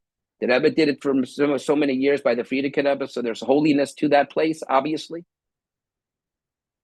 Asker Latzian, as we heard, so there's holiness at the Ohel, there's no question about it. But a daily, if we want to connect, we learn the Rebbe's Chassidus. And Mirz Hashem will be able to be pile on ourselves to walk with that Goyen Yaakov that the Rebbe gave us, that pride, that chutzpah, that strength to conquer. And we can go, Shluchi Adinenu, God willing, with the coming of Mashiach, with the Rebbe Beresham, God willing, immediately. Wow, Yashar Koyach, Mamash your father, beautiful. L'chaim, Yashar Koyach, thank you. Chaim. What did they say? The apple didn't fall from the tree. Beautiful. So as we conclude Chof Ches Sivan, and in a few days we are going to, as Rabbi Lipskar said, we're going to Gimmel Tammuz. I just want to mention one short story with that we conclude the Farbrengen, which is not so much known to people, and that what happened Chof Ches Sivan Tovshin on Aleph. It didn't happen in public, but it happened behind the scenes. Those of you who know that I had a schus to write the book in my Bereshis. So I was already in Alaska, and I had my friend Rabbi Zaklakovsky, the shliach in New Jersey, and he was helping me with the leftovers, what was left. I wrote the entire book, and that's why I delayed my going to Alaska. I was supposed to go right after Tishrei. I got the answer from the Rebbe and Rebbetzin, but I delayed it till order because I needed to finish the book. But then Rebbe was left there to do all the practical work, and I those days we communicated by fax. So I prepared the Pesach Dover. It was the night of Chof Ches Sivan, and he gave it into the Rebbe after Dallas, the night of Chof Ches Sivan, Leil Chof Ches Sivan, and we, as the custom is to be, because it's a book of chaos, we left the place for the date that the Rebbe should fill in the date. And Rebbe called me then, and he told me what happened, and at that time we didn't understand Bechlal, and something unusual. The Rebbe wrote the date, Vov Erev Shabbos Kiddush Pasha Shlach. That the date is Friday, Erev Shabbos, Pasha Shlach. But then Rebbe told me that there was another date that the Rebbe wrote, and the Rebbe erased it. And what was the original date the Rebbe wrote? The Rebbe wrote Yom Aleph Pashas Chukas. That means Yom Aleph Pashas Chukas was like basically 2 weeks later. So the Rebbe, like, first he said Yom Aleph Pashas Chukas, and then he changed it, he decided to Yom Shabbat Pasha Shlach. When the story happened, we didn't understand what was the reason, of course. But then later, when the Istalkus happened, Gimmel Tammuz, Tovshin and Daled, and as we all know, the Istalkus was Yom Aleph Pashas Chukas, Motzei Shabbos, Sunday Pashas Chukas. So this was shocking to us. Years later, we were thinking about it, what really happened here. That this book, Bashgoche Protis, this book actually came out in print after Chav Zayin Oder. And the book all spoke about Saide Istalkus from Fidiker, and as some of you know, that Chof Ches Sivan, Rebbe gave the entire book to Rabbi Krinsky right before the Rebbe went to the oil Chof Ches Sivan, Tovshin and Aleph, and when we celebrated 50 years of the Rebbe's coming to America, and the Rebbe read the book on the way to the oil, and then by the oil the Rebbe stopped and still read for another 10-15 minutes. And when the Rebbe gave the book back, the Rebbe left the Mendel in the book, in the chapter where it talks about Yud Aleph Shvat of the Levi from Fidik Rebbe. And so, and many Chassidim told me, I remember my uncle, Rabbi Avraham Shem Tov, told me that this book was the book that gave him chizuk during the hard times after Chav Zayin Oder, and then later after Gimmel Tammuz. So when you think about it, what the Rebbe first wrote, Yom Aleph Pashas Chukas, which was the day of the Istalkus. And then the Rebbe changed and he wrote, Yom Aleph Pashas Shlach, Shlach, in von Shlichas, in von Shluchim. So the Rebbe is like saying to us, the message, that what is the koyach to overcome the union from the Istalkus, to overcome the union from Gimmel Tammuz, is through the Rebbe's work, through the union from Shlichas. As B'shas, we all do Shlichas, and the emphasis Shluchim, as he said before, as Rabbi Rubin said here, and others said here, Rabbi Deren said, the one for Shlichus, like when he gets Kolev, that he went to the oil, because the oil, the Rebbe said, a doizer, that that's what the Rebbe is. So that gives the koyach to fulfill the Shlichus, and that gives the koyach to fulfill the Rebbe's plan. The Rebbe had a plan to bring Mashiach, and that plan continues with the full starkheit, as I mentioned many times, and I'll just conclude with that the Rebbe said, Yud Shvat Tavshin Yud Beis, that the Fidik Rebbe had a plan to start the organization Ato, and he announced that in Tovshin Al in the beginning, in Tovshin when he came to America, and then he didn't speak about it. And the Rebbe said that the generation wasn't ready, and now the Fidik Rebbe wants it. And the Rebbe said, when a Rebbe has a plan, some parts of the plan will be before his Istalkus, and some parts, if the generation not ready, will be after the Istalkus. So the Rebbe has a plan to bring Mashiach, and that's the part of the plan. Everything that's happening in the world in Chabad, with the thousands of shluchim around the world, that's all part of the Rebbe's plan to bring Mashiach. And it's in our hands, and that's what Chof Ches Sivan gives us, the koyach, the power. And as Rabbi Lipskar said, that the Rebbe engraved in us that strength and that chutzpah and that koyach that we should be able to go and conquer the world, because that's what the Rebbe is. The Rebbe is living in us, in each one of us, and he gives us the power to continue and to overcome everything. And as we see now in the entire world, the entire world is talking about the nisim that we see and how it's connected. How everyone at Yisroel in the news, they clearly say it's connected to the fact that Bibi got the brochas and the unbelievable prophecies that the Rebbe said about him, as Bibi himself said it to the president of Argentina, and as everyone's connecting it with the fact that President Trump went to the oil, we see clearly that the entire world is finally reaching to that truth of understanding that the Rebbe's truth is the only truth. So in Mele, there's no question about it, that then we will strengthen ourselves, that even now on Chof Ches Sivan will give the koyach to bring that Gimmel Tammuz should be the Yom HaHilul that we will celebrate with the Rebbe, we see the Rebbe Kor Mamish with his Galus from Mashiach, L'chaim, by Gimmel Tammuz with the Rebbe, L'chaim. Yashar koyach to all the speakers.